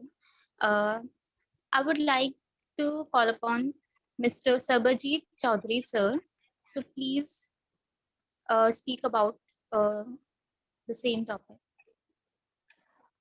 Luxury and poetry, I still believe, go hand in hand. Because, writing poetry, I don't believe that people write poetry, but to write a good quality of poetry, indeed, that's a luxury. Because poetry comes from within, and it's not something that you can cultivate and create of your own. So, writing poetry, I still feel is a luxury. Getting published your poetry book is no longer a luxury, because there are boom, as Marwa ma'am said, that there's a booming in the publishing industry. So you cannot, that's absolutely not a luxury. And I would also agree with her, making a living out of a poetry book is a complete luxury. That's a complete luxury one can think about. Otherwise, I also agree on the fact. I agree on this fact, but I would like to point out that, for me, writing a good poetry is still a luxury, because I have I have written so many till now, but there are very few little which I would like to put out to the world, because I feel I have not given my best. So, in a way, to bring out a good poet, that is a luxury. Maybe writing is not, because anyone can write. Now, with a smartphone on everyone's hand, everyone has an opinion. Everybody has a poet in them. Everybody can put out. But to bring out a good quality of poem, that is a sheer luxury that you need to have with it. That cannot be easily taken. That's my point of view. Thank you so much. All right, sir. Very right, sir. Thank you so much. Now I would like to ask Anchal Arora ma'am to please speak on the same. I believe poetry is not a luxury, it's a soul of humanity. We people are, Exactly. if we are writing, we are telling what is the need of an hour. We are telling through the poetry. It was a time when the poets are called in the palaces to read out. But today we can easily, if I talk about reading, anyone can read. The literature students are the blessed ones. They can read the best poets at any time. And being a reader, if we are into poetry, it is easily accessible. Writing, I feel these days we are venting out our feelings more in the form of poetry than in the form of story or in the form of a fiction or a non-fiction. I feel it's not a luxury, it's a soul of humanity. And if I talk about living, as ma'am said, somewhere it's a luxury, somewhere it's not. If you are well renowned, it's just a normal thing and you can live a luxurious life. But if You you have are to be at the top of your game to get a luxurious life out of your poetry. That's like you have to be at the top of your game. yeah, if you are master at the marketing, you are master, then you can. Exactly. Yeah, If you are this is mastered marketing, mastered have a talk and signing a right contract with the publishers, I agree. You are at the top of the game, and so then you can have a very luxurious life, as But then luxurious as you I want. would actually ask, what is luxury in that case? You know, how much money would be in it? What is the amount of sales you know how much royalty you get per book? How many books you are going to sell every year to live out of poetry, solely out of poetry and nothing else? We currently have alternate sources of revenue, right? We have different Right, sources of ma'am, revenue, but and I that's am great. keeping, like, if I have to come with the examples, we are having a mini examples like Nazwa Ziban in front of us, Rupi Kaur in front of us. Yeah, in India, I feel it's not a luxury because somewhere in Indian market, poetry is still not acceptable as it is in the foreign countries. So, I Achal, agree. I I mean, totally, agree. I agree to you. For example, people like Rupi Kaur and Najwa, they also have, see, when I said, I mean, I do understand your sentiments, both of yours, Sarbajit, Achal, yes, that's correct. When you are at the top, you can, make it your ways of earning income. However, when people are writing, they actually gain money from events, right? By speaking at events, by Yes, attending events, lectures, right. right? So when I said that, if you are a poet, you just want to solely earn by writing poems, probably it's a luxury. And when we say It's luxury, yes, it's probably absolutely. available to a small section of Because the. what I feel, even when I first wrote the book, people would just make faces that, okay, you wrote a poetry book. Oh, that's not gonna sell much. That's not Yeah, gonna happen much. They used to literally make faces upfront in front of my face. Like, I have done a very grave job by writing poetry. The sellers that I used to go there, but then I realized it takes time to reach somewhere, because I would agree with both of you, because I have seen both of the things. I have seen at one time I was barely making anything out of my poetry book, but now I have, and now also I make very less amount from my poetry book, but at least I can say that when I put a book out, I can get 100 copies sold at minimum at this point. I think it's about your reach, how we reach to the readers, and finding a correct reach of readers is very important. That's very important, I believe. And in India, of course, you know making a living out of poetry, I think somewhere it's difficult. It's very difficult. At least the place where I live in, it's very difficult. it's I'm not difficult going to everywhere. disagree, actually.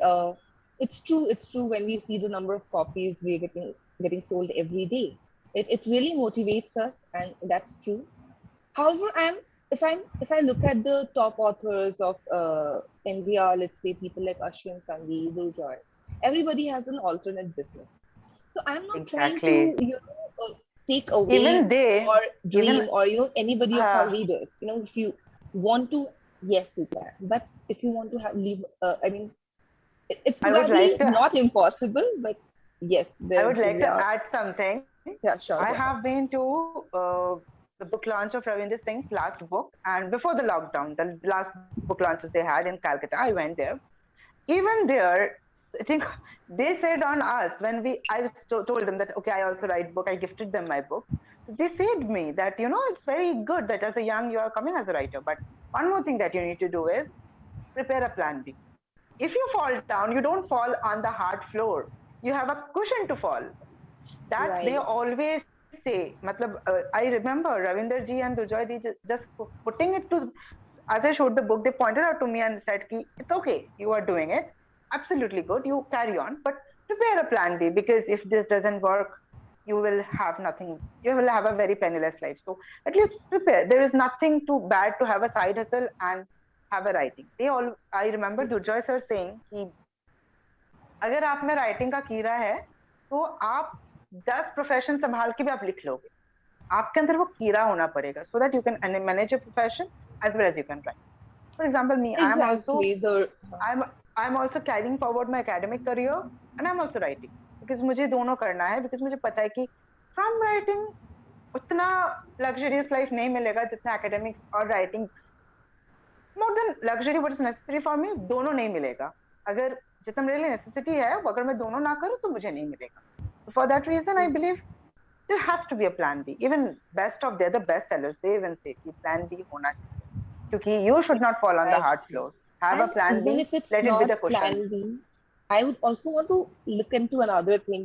If we have a cushion, we are free to write whatever we want to write. So I'll tell Exactly. you both. In 2013, around for 3 months, I took writing as my sole career for 3 months.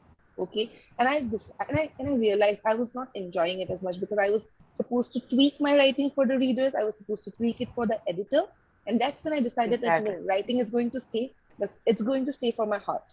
So that I can always be happy with it, even if the copies get sold or not. If the copies get sold, that's a desert for me.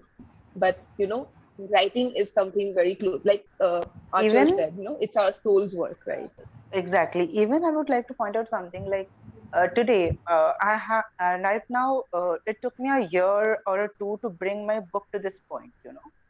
So now at this point, on my place. I am at the top of my game, but I have to take a break for I don't know how much long period of time. I'm just going on a break after 2 months after completing rest of my project because I have to concentrate on my academic career. Writing is something which it's within me. I will never forget it. I can bring it out from me any day I want. Right now, my academic career needs more attention than my writing career. I will be doing small projects, but no big publishing. So in that way, like I believe we can strike a healthy balance to live a healthy life.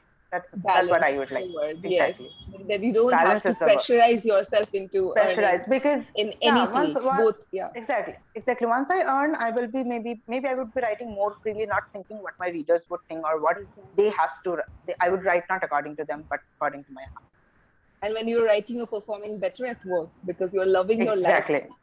Exactly. I think that's a balance we should have.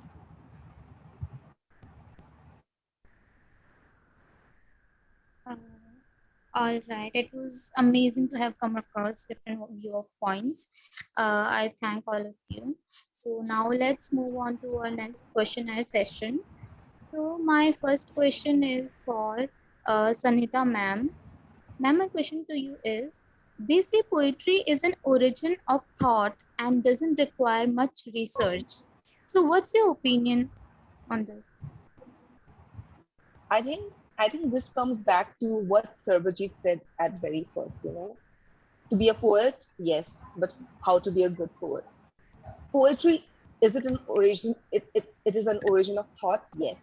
I started writing poetry when I was in class 5.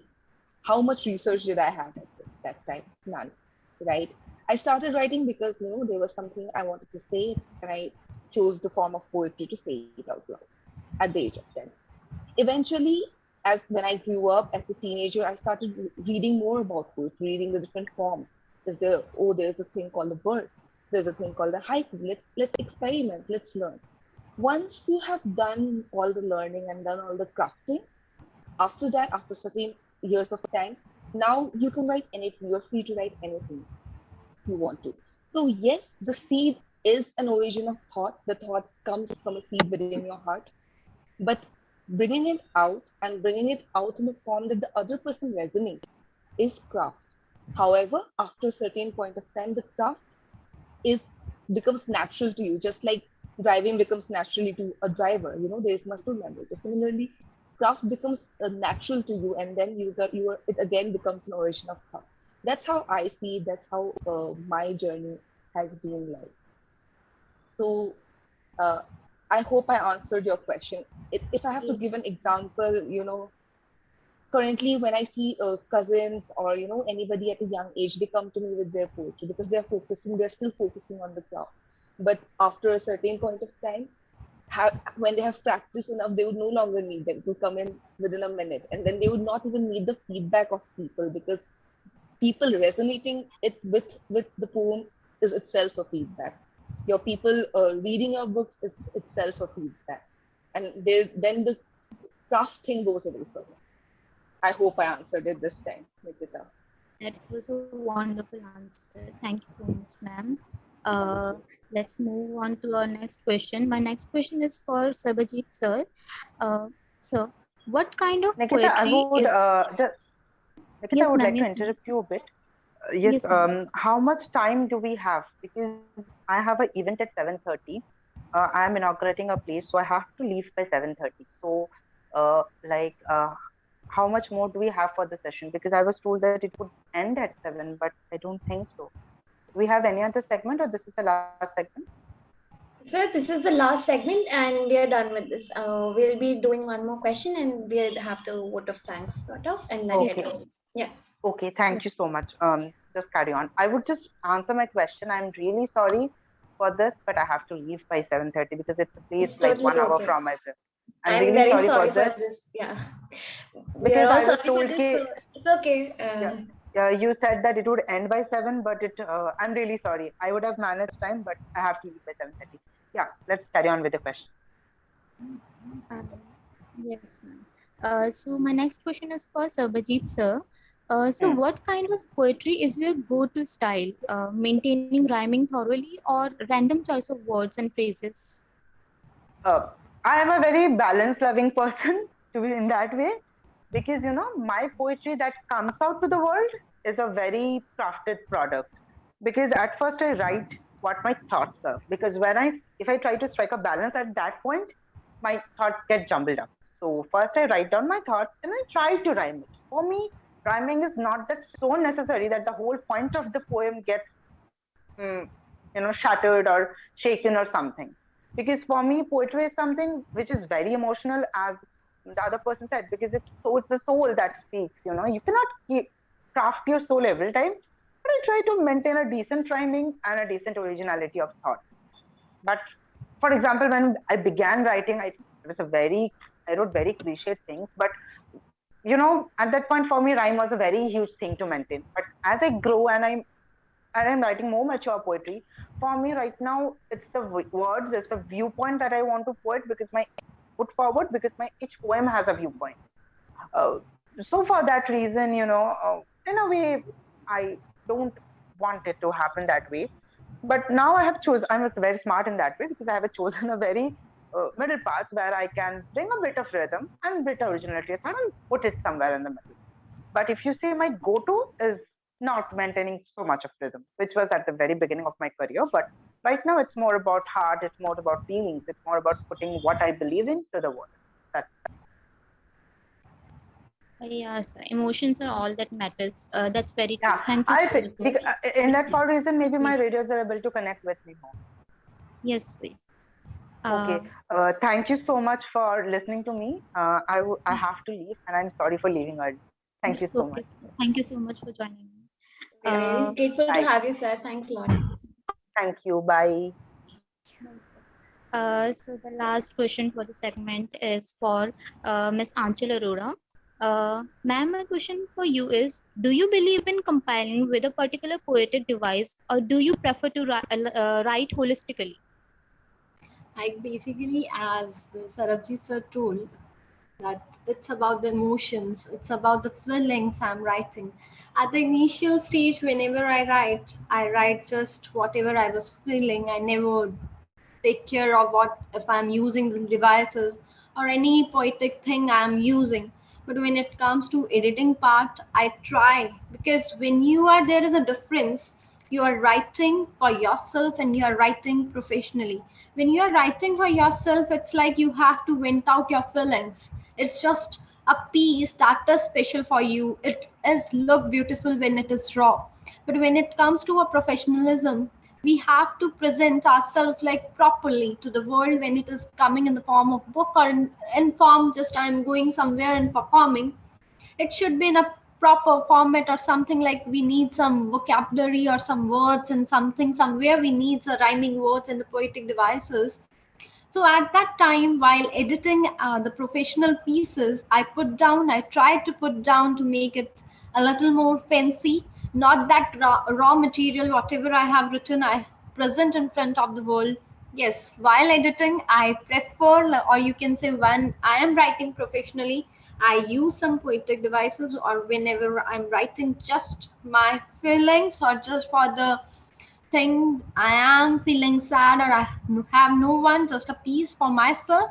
I don't use anything. It's just a raw piece in there. Thank you. Thank you so much, ma'am. It was amazing to hear all of you. Thank you for your effort and your times. I Thank would you. like to hand over to Bhavya. Thank you, ma'am. Thanks for We really thank all our esteemed guests and the panelists who came today and joined us for this session. I'd like to thank Antara ma'am from My Secret Bookshelf for giving us this opportunity to host them. It was one amazing experience. It was our first time as well. So apologies if something went wrong. I'd congratulate my team from Inklings, Chanchal, who has been coordinating with Antara ma'am and Ayman ma'am. The moderators, Zainab, Nikita, Ambika, Himanshi, and I think and Yashika Garg, and the entire team.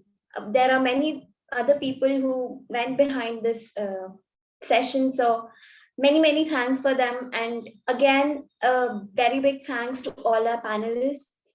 I can see Anchal ma'am and Sanita ma'am. So, and also sorry ma'am if we misspelled your name or mispronounced your name. So I guess Thank you that so was, much. yeah. Thanks a lot. And I think that's the end of it. We'll be really looking forward to reading your books, and yeah, that's it. So that's wrapping up the Author Room episode 1. Thanks for listening. Bye bye.